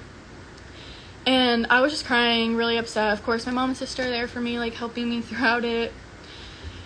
And then, the next day, tries to come to it's my birthday. We planned, me, Anna, and Rachel, and Lavender decided to go to Catalina Island, and I was really sad. Obviously, like, I basically just had broken up with my boyfriend, even though, like, it wasn't really said. It was just kind of like, the next morning he tried to come over, and I was like, I don't want to see you today, like, and he's like, you're taking my daughter away from me, like, he came and tried to bring me, like, a gift, and I was like, I just don't want to do this today, like, please. And texting me, like, you're taking my daughter away from me, like, and my phone didn't have service, so it wasn't sending for him, and he was like, I'm gonna call the police, like, all this stuff. And I was like, I just need a break, like, please, like. So it got into a huge fight. I honestly can't really remember too much what happened after that. I think, like, I'm sure he ended up coming over, like, the next few days or something, and yeah, so that happened, and then he was gonna leave to go to Europe. And then I kept saying, I know I keep saying this, but I literally kept saying, this is my last straw. After that, I, like, honestly don't even I hardly consider us being together at that point. Like, I still was, but he wasn't. He was already moving on to, like, you know, boy band things. But I was still like, okay, like, this time is my last try. Like, I already have my ticket to go to Europe at 18 by myself with Lavender. I'm like, okay, I'm gonna go. It was the first, like, long flight we had taken. And, so we went there, and I just knew, I was like, okay, it's over, like, I'm following you around the world, and you just hate me, and you'd rather have another girl, or girls, and, like, I'm just like, whatever, like, to you. He didn't even, like, touch me that trip, didn't even, like, it was, like, so weird for me. But I brought Lavender there, so he could see her. I flew for him to see her. And I told him, because I told him I would do that, I told him I would fly to where he needed me, you know, like, if we were in a relationship, like, I would be there for him. I don't know, it was just weird. I didn't feel like there was anything between us. It was kind of uncomfortable. And then, like, the last few days, I was like, should I stay longer? And he's like, no. Like, you don't need to. And I was just like, okay, he doesn't want you here. And I was like, I knew there was, like, things wrong, and, like, you know, some people might say, like, this is, like, so bad of me. But I went on his phone just to read his text with his mom, because I knew she was saying stuff, because she started so much drama that I could go there and she couldn't. She was so mad because Jack's dad was there and she wasn't, because he was just there to visit, and I think that's when he first met Lav. She was so mad about it. She was, like, begging to be flown out, and Jack was like, no, like, we're trying to work on a relationship, da-da-da. So I go on his phone, reads text with his mom, and she's already texted him, like, you need to end your relationship with her, like, you need to get lawyers and stuff, like, we need to, like, start pushing, you need to start getting custody, like, you deserve your rights to your daughter, like, all these things. And I'm literally sitting there, like, we're literally just trying to figure out our relationship, like, I've done everything this far, like, I was so scared, I was so sad, like, had someone watch the door for me. I took pictures of the text on, because I was like, this is ridiculous, like, this cannot be real. So she's just, like, feeding him basically to end our relationship, and he did say, like, he was like, just please leave me alone, like, I'm just trying to work it out. But then I was just like, if this is what I'm gonna have to be dealing with for the rest of my life, I need to leave, because this is like insanity. And I saw it. I don't even think I told him I saw it until like after we had been really done. I don't even know if he knows. I saw that and I was like, okay, oh my gosh. And then I did another naughty thing, and well, I guess this might not be bad because he was gone. I was left in London. He was in this other place in England, I think, because I didn't want to leave. It was just too much to drive bus. It was like 2-hour bus drive, 2-hour back, and they were doing it all in one night. So it's like, I'll just stay here and see when you get back. And he had his iPad there, and I was like, I don't know. I was like, I've found so much this far. What if I find more? I go on his iPad, immediately goes to Instagram, and immediately he gets a DM, and I just go to I swiped his DMs, and it's just all girls. All these girls. And I was like, so, like, I was just like, so, like, because are you kidding me? Like, and yeah, it wasn't necessarily like, hey baby, but it might as well have been like kissy faces, like, I miss you, like, when you coming to LA, like, I mean, girl. I took pictures of all of them, sent it to him. I'm like, are you kidding me? I just flew all this way, like, you don't care about me, all this stuff. He's like, chill, you're so crazy, like, I'm just friends with them, like, can I not have friends, like, all this stuff. And I'm literally like, I just gave birth to your baby, like, you hate me, like, I flew all the way here, like, you hate me, like, oh my gosh, like, why, like, I was like, I'm like thinking, I'm like, I've never even like looked at a guy since like started dating him, and I'm like, he's already like preparing to be done with me, you know, like, that's how it felt. It was like, he's like trying to see like what other girls he can get, because like I wasn't enough for him at that point. Like, we hadn't like slept together in a while, and like whether he wants to admit it or not, I know that's what it was about. So I was just kind of like scared, and I was scared. I don't want to sleep with him. Like, after I had Lavender, I was scared, and he didn't care. He was already moving on to the next. So I leave the next day, or like the next 2 days after that. I kind of just like kept it together and was like, yeah, like, I am crazy, you're right. He's like, yeah, I know, I was trying to tell you. Just so And then I left like the next few days, and then literally right as I leave, this like all this drama happens where this fan was like, I'm gonna go hook up with Jack, like, that's why he sent Gabriella away, like, all this stuff. And like, people are like, why is she even believing it? Like, oh my gosh, seriously? But I was like, I do believe it. Like, I do. Like, I think that, why would he not want me to stay? Like, why was he DMing girls? Like, all this stuff. And so it's just like, whether they're friends or not, like, I know for a fact, like, my partner, like, my boyfriend right now would never even put me in a position where I would think that he doesn't care about me. Like, he would never like be DMing girls. Like, I would never go on his phone and find kissy faces to girls and stuff, because like, he respects me. And like, at that point, like, all I knew was him. So I was like, is this normal? Like, do you guys, if you're in a relationship like that's monogamous, does that mean you still talk to people? I'm like, maybe I am crazy. So flew back home, and we're still technically together. Oh my gosh, I think this was like the time he was gonna be back for like a little bit. It was like before Halloween, and I was with Lavender. Him and I were arguing because I wouldn't go drive to their house for Halloween, and I was like, I'm not driving with Lavender. If they want to see her, I have text. I was like, your family's welcome to come here anytime. If they want to come, they can come see her. I'm not driving that far with my baby right now. Like, if you want to come drive here and drive me there, like, you know, I was like, I think even at that point though, I was like, I don't want to go at all. Like, I was just like, they can come here. Like, I was so like upset with like how I was being treated, and then like, why do I have to jump in the car, drive 2 hours on Halloween, and you're going out that night? And so I was just home and sad, and like, he was going to a party, and Anna and I think another friend of mine, like, that were like in the 20s, were going out, and they were like, just come, like, you've been so sad for so long, like, just come out with us. Like, I hadn't really been out since like before Lavender. No, I don't really drink, and I was really sad, and I was like, you know what, fine, like, I'm gonna get pretty, I'm gonna post a pretty picture, and I'm gonna go out. Like, you know, like, if he's gonna be mean to me, like, I'm gonna go out. So I got dressed cute, like, last minute kind of costume thing. We took pictures with my friend Andre. Like, I was like, okay, I already feel better. Like, you're right, I should have gone out. We're just like hanging out. Like, I'm still not drinking because I'm breastfeeding. Like, I'm not doing anything bad. I was just like happy to be with like some girls and like dress up cute and go out. And LA's like kind of ugh for parties anyway. It's like everyone's doing crack and stuff. But I was just like happy to be like dancing with my girls, and like no intentions of getting drunk or anything. Just kind of like innocent fun for me. We get to this one party, and he's at the same party, and I'm scared of him. I'm literally scared of him. Like, I will like shake at sometimes when I would see him, even when we were dating, and his family, and his sister and him were there, and I was like, Why? I was like, I just wanted to go out for one night and not have to deal with this. And, like, we had just been arguing. He tries to walk up to me and tries to kiss me, and I literally am like back away from him and walk away. And I was like, I'm with friends here, like, and I, like, walk away from him. Oh, that was the end of it. Which is good. It's probably fine. I got screamed at. His sister came, found me, was yelling at me, like, literally screaming at me at this party. I'm in a ball, like this, looking up. She's, like, screaming at me, telling me I ruined her brother's life, like, I'm such a selfish person, like, I'm telling you, screaming at me, like, down to me. And I'm, like, just in a ball. This is the first time I've been out since I've had a child. I still have, like, postpartum anxiety. I'm just, like... And they leave, and I get a text that says, F-U-C-K-U, F-U-C-K-U, F-U-C-K-U. And that is how he broke up with me. After all of that I just said, explained for almost 2 hours, that is how I got broken up with.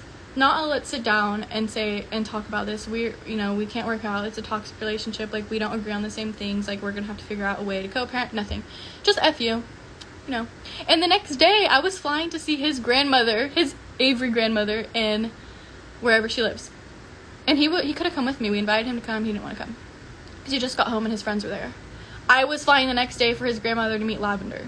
I still went. I still flew and went. And she was so kind to me and made me beef stew and made me feel like I was a part of a family, not one that hated me. And I kind of told her, I was like, this is what's happening. Like, this is why you texted me yesterday. And she was like, I'm so sorry. Like, like, you both are young and learning. And I was like, I know, but I was like, what just happened? Like, and it's funny because, like, I always say, like, I went through all of that to avoid what's happening today. I hid my pregnancy. I went through so much pain and trauma so that our family could be together. And it, like, never mattered. At the end of the day, it was always going to be, like, I will be used until I'm not anything of use anymore. And then I was going to be discarded. I just didn't know that. So this is, like, officially done. And it's already hard for me because his lifestyle does not match mine. Partying, drinking, smoking. Like, some people think that's fine. Not for me. Not for me as a parent. Not my kind of vibes. Like, don't want my kid around alcohol or drugs. Just not it for me. Some parents think it's fine. Not how I want to go. We have, like, two morally different ways of viewing the world. So that's already hard, right? And I get back home from visiting his grandmother, and I think he was going to be home for, like, a few months. Or, no, a month. And I had planned a trip to go to Australia. I had been saving since July, or we bought the tickets in July, me and my friend Allie. And it's been planned since July. He's known about it, and he was going to be in Australia at the same time, so I kind of, like, planned it around then, and my family lives there. So he was just being really nasty to me, like, again, because I just, like, I wouldn't drive to their house. Like, I didn't want to. I was, again, you guys can come here. Like, you can come here and see Lavender. No, that's not fair. Like, I have rights to my daughter. Like, I can see her. I can take her from you if I want. Like, all this stuff. And I was just so scared. Again, I had never left her with anyone. It was hard for me to leave her with anyone. I really wanted him to come over. And we never, like, spend time all together as the three of us. And I feel like that was important for her. Like, this is just my mom process of thinking. I'm thinking, if my little daughter sees me with her dad and we're all together, she'll feel, like, more safe and I'll feel more safe. But it was like, no, I will not come over for there. I just want to take her. Like, she's my daughter. Like, I won't. He wouldn't see me with her. He only wanted to take her. And no one else has driven with her. Like, no one else has been with her. Like, I was not saying, no, you can't come. I was saying, you can come, but I'm going to be there and, like, we're going to be together. And, like, he was gone all the time. So, like, and the only way he saw her was because I brought her to him. But again, I never let him see her, right? I'm so horrible. Never let him see her. So selfish. Like, some parents work and they're gone all the time. That doesn't make them less of a parent, but that also means the child doesn't know them as much. So I was just like, just come over. Like, you can, like, play with her at our house. Like, we have so many toys that she's used to. Like, I think it's important for kids to be, like, in a consistent schedule, consistent environment. And, like, if you want to be in their life, like, you're going to have to make the effort because this is a little baby. But it was, like, that was, like, the worst thing I could ever do and say. I was, like, horrible for asking for that. And he was like, oh, just because you want me back. Like, you just want to, like, see me. Like, I don't want to see you. Like, just because you want me back. Like, always playing that card. I'm like, oh. So, I'm 18 years old. I'm like, what's going on? And I was planning to go to Australia, and he was going to be there at the same time. Still not getting along. I think it was, like, 2 days before I left Australia. got filed with letters to the court from his sister's boyfriend that they were going to take my child away from me, that I was not a deserving mother. If I left the country, like, it would be over for me, even though he already knew I was leaving, even though, like, all this stuff. And I find out that they had been planning this since June or July, when we were still together. I was like, what? Like, we saw papers that his mom was meeting with a lawyer, like, when him and I were still, like, happily together. And Lavender was, like, 3 or 4 months old. No, not even that, like, 2. And I was like, what? Like, this has been a plan all along. Like, I felt like it was, like, once I turned 18, they were like, okay, like, we're gonna take the baby from her. So I immediately, like, I already have so much anxiety. He texts me, I literally, like, my mom would, like, come in the room, I'd be, like, shaking like this, sweating. Just him texting me, like, it could be something, like, I don't know, it would just be, like, something stupid, but I would just be, like, shaking because I was so scared. And I was getting threats, like, we're gonna take the baby away from you, like, you don't deserve her, like, you're not a deserving mother. And I would be like, what, what did I do, all this stuff? And I already planned this trip to Australia. I was really excited to go. This was gonna be, like, my, like, you know, like, resting place for me. I was just going for a month, and he was already gonna be gone for 3 months. He was going to Australia, then he was going to Asia. So I was like, why can't I go? And I was like, if I go, you can see her, like, when we're there. So then I had to get a lawyer. Here goes some more money to spend, which is exhausting, horrible, and absolutely disgusting. There is no justice in the justice system. It is the most disgusting thing ever, and I don't wish it upon anyone. Like, it's horrible. And people that think they know what's going on and, like, want to say, like, oh, no, it's like, no, like, stop. Like, she's a child. She doesn't deserve to go, like, be treated like a thing. She's not a thing. She should have a voice and an opinion. Like, if she says something, like, I'm gonna listen to her. I'm gonna ask her if this is okay. There never any consent. That's the thing that makes me so mad. Like, there's no consent. There's no, hey baby, hey toddler, hey little girl, do you want to do this right now? Yes or no? Nope. It's, I have rights. This is mine. I'm taking her. And, like, of course, like, now it's different, but then it was just so scary because you're like, my baby should have a choice in this. Like, she should have a choice. Like, I should be able to be there. I'm her mother. Like, I've been taking care of her all this time. Like, why would you want to take her from me? But in their mind, I was taking her from them. And I'm like, it's just a small process. I'm asking about, like, a year of time for her to get to know all of you with me around. Then after that, I'm sure it'd be fine. Like, I'm sure she doesn't care. Like, she knows you. Like, it's whatever.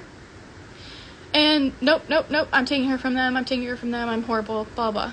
Somehow I end up being able to go to Australia. I think it's because we negotiated something for me to see him while he was there.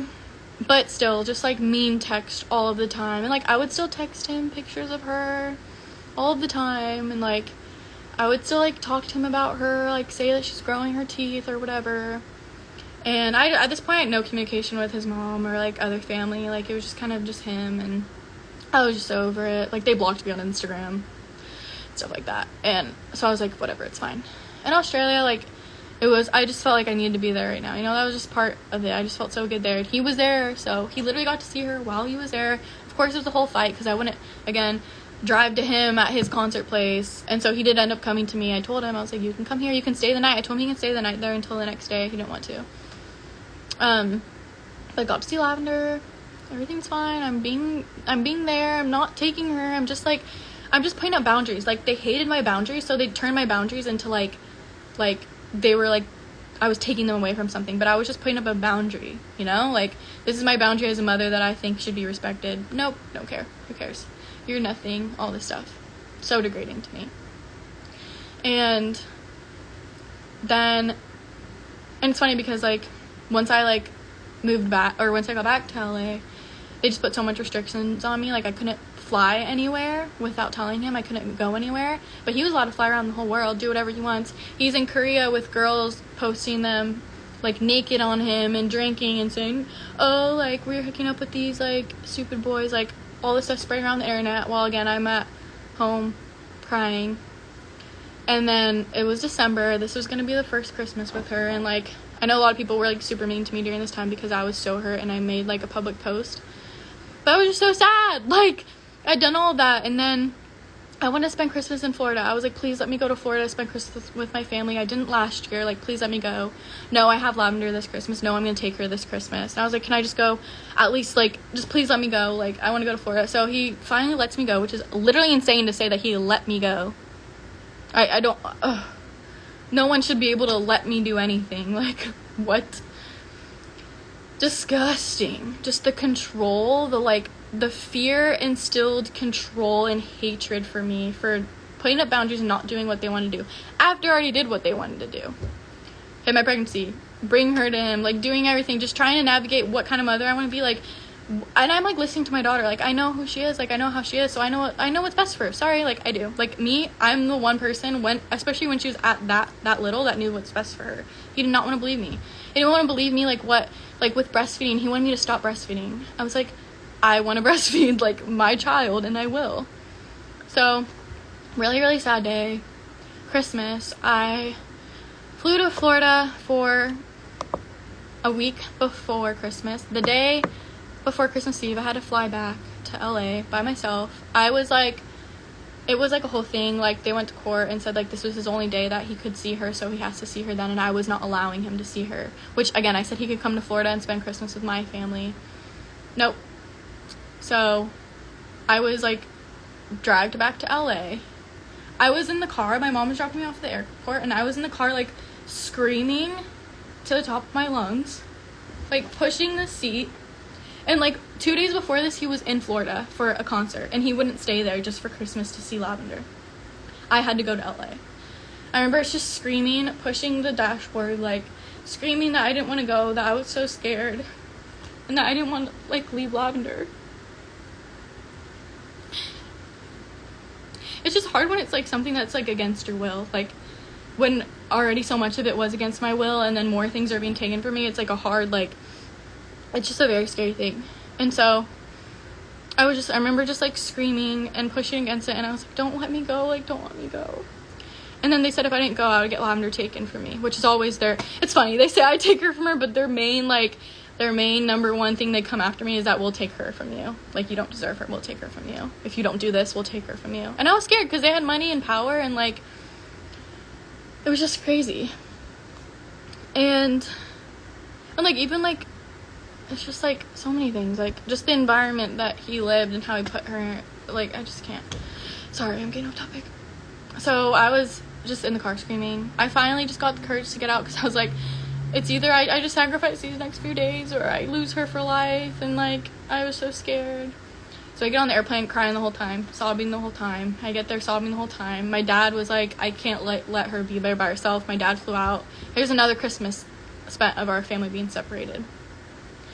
So my dad flies out with me to be with me, and he's just being such a rock. Like, again, could literally just go out there, punch Jack, and just be like, you know, say things to him. He doesn't. He lets me go down there by myself, take Lavender to her. This is the first time she had ever spent away from me, and she had to be gone for 9 hours, and I was still breastfeeding, so my boobs got so big. So for Christmas Eve, Christmas Day, first one of hers, I was spent without her, and so many people were like, oh, he deserves her, like, good for her, like, she's complaining about not having her, like, all this stuff. And I was like, how do you not see, like, I'm trying so hard to, like, make it, like, about her, but it's always about him and, like, what he deserves and what he wants. And I'm just like, it's just so, like, mind, like, boggling. And so all my Christmas, I was just, again, just depression just followed me. Basically anywhere he was, depression was there. Cry, like, hyperventilating, cry. Like, I finally gone to a place where, and it still happens, like, just 3 days ago, I was hyperventilating and crying because of something he texted me. But I've gone to a place where it's a lot better. At this point, it was every time I saw him, every time it happened, like, I would be like, I would have to really calm myself down because I just was, like, I didn't understand. I was so sad, so angry, and I didn't know why this was happening to me or why he treated me like this after what I did. It was, like, so mind-boggling, and then he would call me names and, like, say I was these horrible things, and I'm like, I'm not that, like, I just take care of my daughter, like, I just want to be a mom, like, that's all I want to do. And then, so they had her for Christmas, and I was just really sad, and a lot of my friends and family were, like, upset too, because they've watched me go through this, and then just had a really bad Christmas, and they were just so mad. So people, like, my family and friends were posting about it, and people were just outraged, and, like, how dare I, like, I'm taking this from him, and I'm just like, yep, here goes another person just sticking up for the man because they're always right? They can never do no wrong, and it's just so invalidating to have, like, a bunch of people, like, don't know anything about you. Oh, hold on a sec. Oh, I don't want to stop this. Can I mute this? 1 second.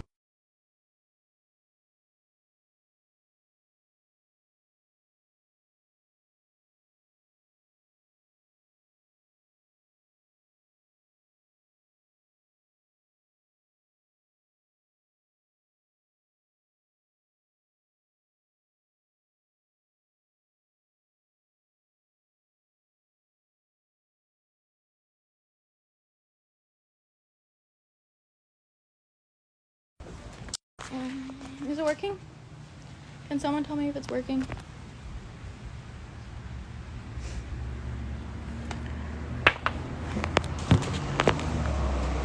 That's broken. It's broken. That one works. Is it working?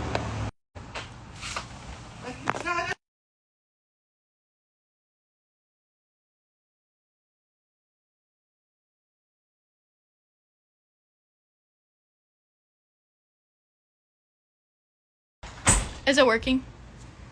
I don't know. I'm sorry. I just had to move because I actually have clean ladies come for the first time ever, and I'm really excited because they can deep clean my house. They're really nice and cute. Is it working? Okay, someone said it's working. Okay, so sorry if it's like bad lighting and stuff. I just had to move sections. Where was I? Oh, Christmas, the horrible Christmas of my life. I was like, I'm gonna hate Christmas forever. And like, that's how I felt. I felt like I was just gonna turn into like some mean, angry person, because that's how I felt on the inside. Like, I was like, I just felt so distraught, so heartbroken, all these things. And yeah, so that was how I spent my Christmas. And of course, people on the internet being so mean, saying all this stuff, and it's just like harder when you have to face like a bunch of lies. And like, I try to speak out about it, and then it's like, hold on 1 sec.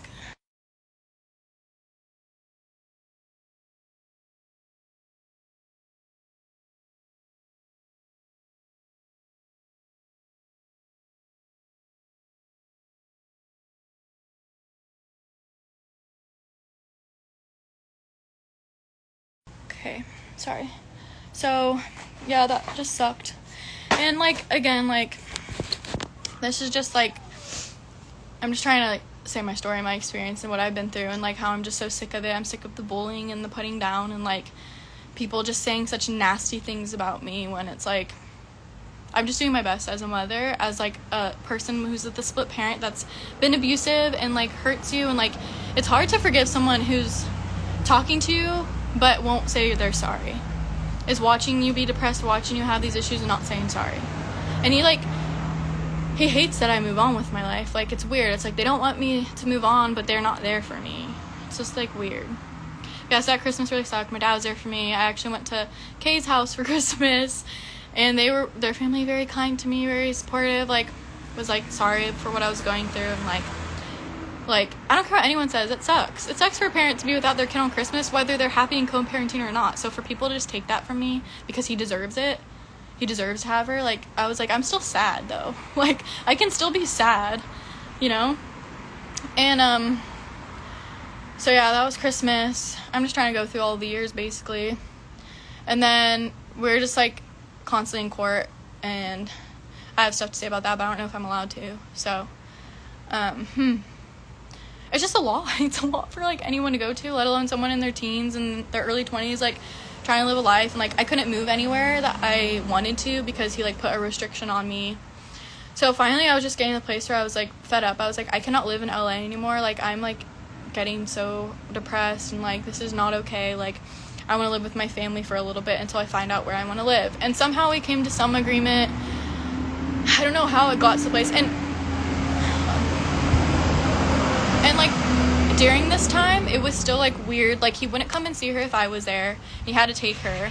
So he started getting visitations with her, like, 3 times a week. Sometimes he would miss it. Sometimes he would drive in hungover. People would drive him to his visit, and he would be stumbling out of the car and be like, and I would be crying. And that's what the visitation was. It was, like, 3 times a week or something, because he was home. He didn't have work for, like, a little bit. And I was just sad. I would always be like, why can't we just do something like peaceful and be together and all that stuff? But then I just became so mad at him. And I'm sure I've said mean things to him, I'm sure, because I've been so angry. I've not been nice. Like, I know I haven't, but like, it was just a crazy situation. And yeah, so this was like about almost June of 2020. It was before COVID. So COVID was in March. Okay, so I went one more time back out to Kauai to visit Leola, and I was like, maybe we'll move here, like, if he lets me, because he was gonna leave on tour soon. So I was like, he won't really have much to say if he's not in LA. Like, I should be able to live here if I'm like willing to like bring her to him or something. So I went to go check it out, and then COVID hit, and then I was like, I'm not gonna be in LA during COVID. I'm gonna be with my family. So somehow we came to some agreement. I honestly, like, I'm telling you, like, it's so much trauma and so much to remember that sometimes I forget, especially when it comes to like the court stuff. Like, I don't know what I'm supposed to say or what I'm not, and like, I don't want to make my lawyers mad, even though, like, really, so family court is just disgusting. Like, I'm gonna write a whole book about family court, and I don't know, I probably shouldn't even have said that. Like, they're gonna come after me for my head. But yeah, so COVID, I go to Florida. I just want to be with my family. I was like, if this is the end of the world, like, I kind of was like, I want to be there. And LA was just like getting so bad. So somehow I got to the point where I was able to stay in Florida for a little bit. And my end goal was like, I was hoping I could end up in Kauai while he was like traveling on tour or something. Like, we could like make something work so I could go there. So again, not from LA. I moved there for him, and I was just over it. I was like, okay, you're not really seeing her that much. You're working, like, I'm done, and COVID's happening, and everyone might die, so I'm gonna go to Florida, and, like, we can figure out visits or something then. So I go there, felt a little better, but still being harassed by text, harassed by email, still getting threatened to take Lavender away from me. Because, like, flying wasn't really, like, they were, like, strict about that, and, like, if he flew, he had to get, like, tested or something. I think it was before testing, it was, like, quarantining, and, like, people were like, that's so unfair, he has to quarantine to see his daughter, and it was just one time. But I was like, I would quarantine to see her, like, I don't know.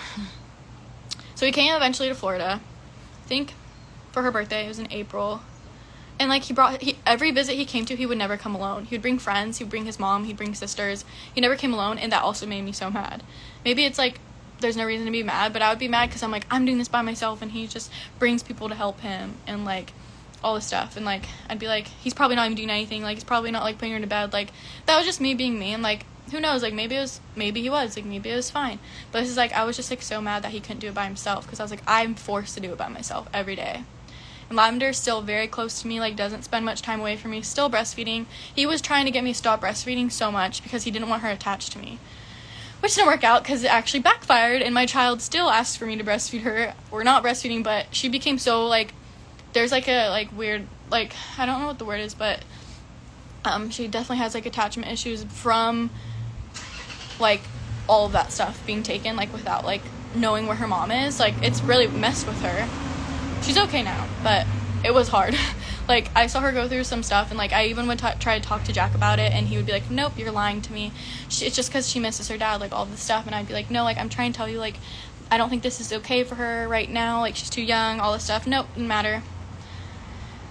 So, finally, like, I think at this point she was eating real foods, so it wasn't like she wasn't breastfeeding. I'd have to pump for him to see her, like, pump bottles for him, and, like, I would do all of that. Like, that's a lot of work, too. Oh, my gosh.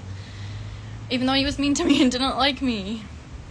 So, man, I can't believe this is so long. It's crazy. I'm sorry, guys. So, Florida, COVID, visit. Her first, like, long visit where it was away from me for, like, multiple days. Not nights, but multiple days. Super hard. Just hard being away from your kid. Like, you could say same for him, but it's, like, it's different when, like, you chose to travel. Like, if it wasn't for COVID, he'd still be traveling for work, and we would still have to find something where he wouldn't see her months on end, you know? So, ow!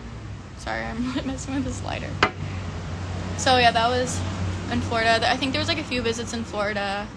before they started threatening me, saying that he was going to drive an RV there and take Lavender, because, like, I didn't feel comfortable going on an airplane yet with her, because they wanted the visits to be in LA, and I was like, well, let's wait till, like, we had to wait till the cases went down, but still it gave me so much anxiety thinking about flying there and being there. Like, I was so scared to go to LA because I had so much PTSD from, like, just looking at the area I lived in. It was just scary.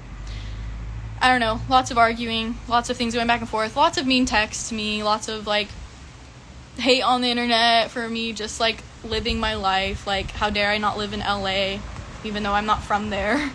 It's, like, so weird. But no one has ever taken her from him. They say that so much, but it's just because I put boundaries up and try to make it fair to her. And, like, he is welcome to literally come and walk through my door and hang out with her anytime. Doesn't have to be scheduled, doesn't have to be through the court. I say that. I still say that. And it's like, why? Just because it's not your way, like, means I'm this horrible person. And I don't know, like, there's just been a lot. Like, there's a lot. And, like, I'm still, like, healing from things from my pregnancy. Like, because I haven't healed because I haven't been able to, because the person that did that is still, like, in my life, still, like, harassing me, and, like, still, like, I'll, like, say things, like, because, like, we'll sometimes get in arguments where I'm trying to, like, explain to him why I feel the way I do, and, like, why what happened to me wasn't fair, and, like, he'll be like, you need to get over the past, like, it's so pointless to focus on it. And I'm like, of course it's easy for you to say, like, of course you're telling me not focus on the past because it's about how bad you treated me. And, like, I don't know, honestly, like, I know it's, like, this isn't even the end of the story. Like, there's so much, like, with Lavender, like, how she would act when she would get back. And, like, even now, like, my daughter comes back flicking me off and saying, F you. I mean, can you guess really where she got that from? Like, just go on his Instagram for 2 seconds. And I just think it's so funny and ironic how if I posted myself with 2 blunts, drinking alcohol with underage kids, I would be literally canceled in a heartbeat. My daughter would be taken away from me.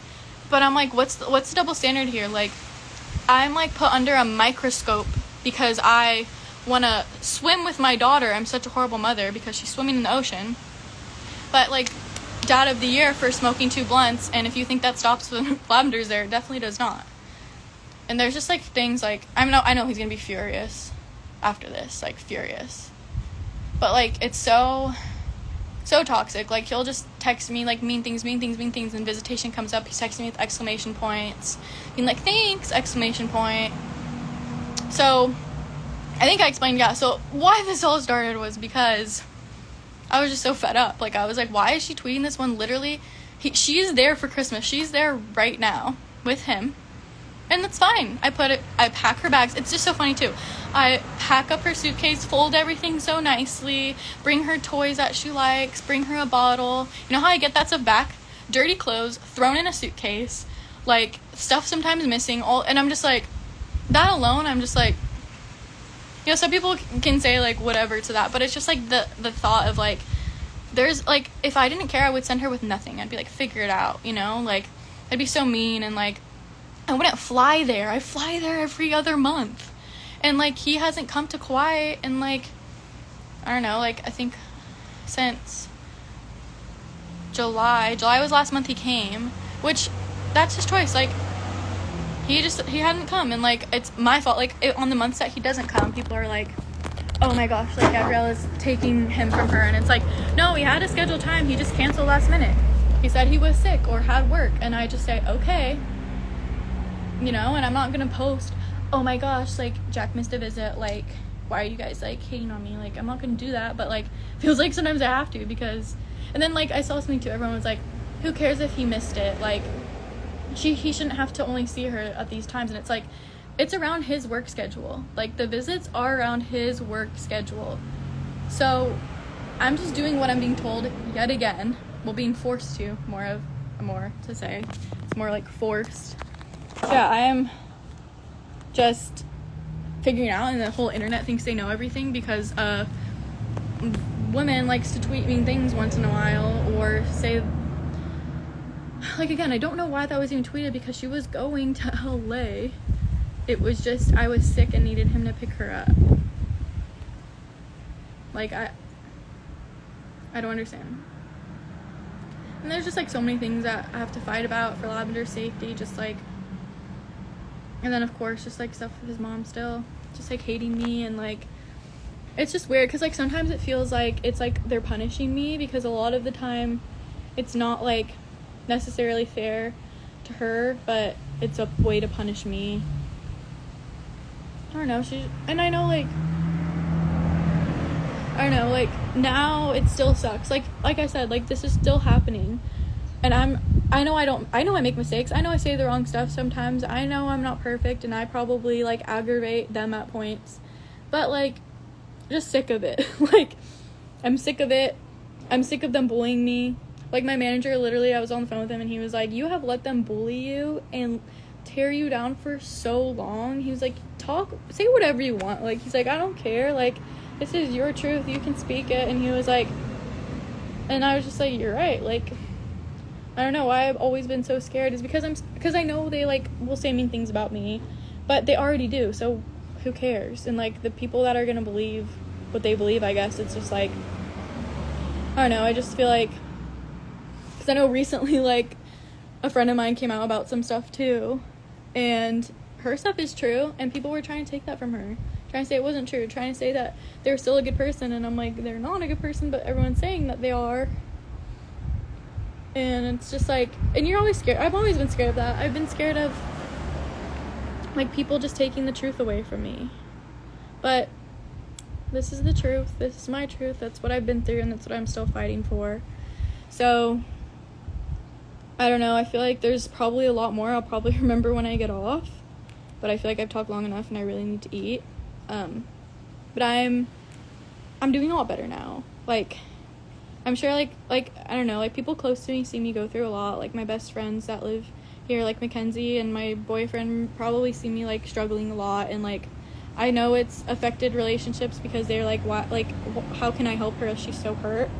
But I am doing better. I'm trying my best. Like, for the first time ever, I'm in, like, a happy, like, relationship where someone treats me with kindness and respect, and treats Lavender with kindness and respect, and he even treats Jack with kindness and respect. Like, he's not, you know, like, it's like, why do people assume there's always, like, something going on when we're just trying to, like, move on? And I'm sure Jack's just trying to move on with his life, but it just doesn't feel that way sometimes. It just feels like it's an ongoing fight when it shouldn't be, and no one else should be talking about it or saying anything. Like, I'm just speaking up because I'm sick of it, and I'm sick of seeing things, and it's gonna be 2022, so if you still want to be up someone's butt about their co-parenting when you have your own life, then if that's how you want to spend your next year, go ahead. But I'm gonna just be myself, post what I want, live the life I want.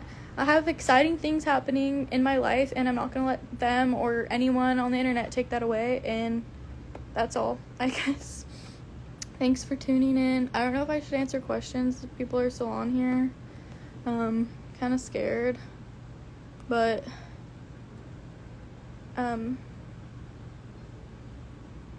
yeah. People are still being mean. That's so funny. Oh, I didn't see the comments. So people are being mean. That's up to them, and that's just awkward for them because that means they're just still sucking up to people. It's weird. Anyway, this isn't like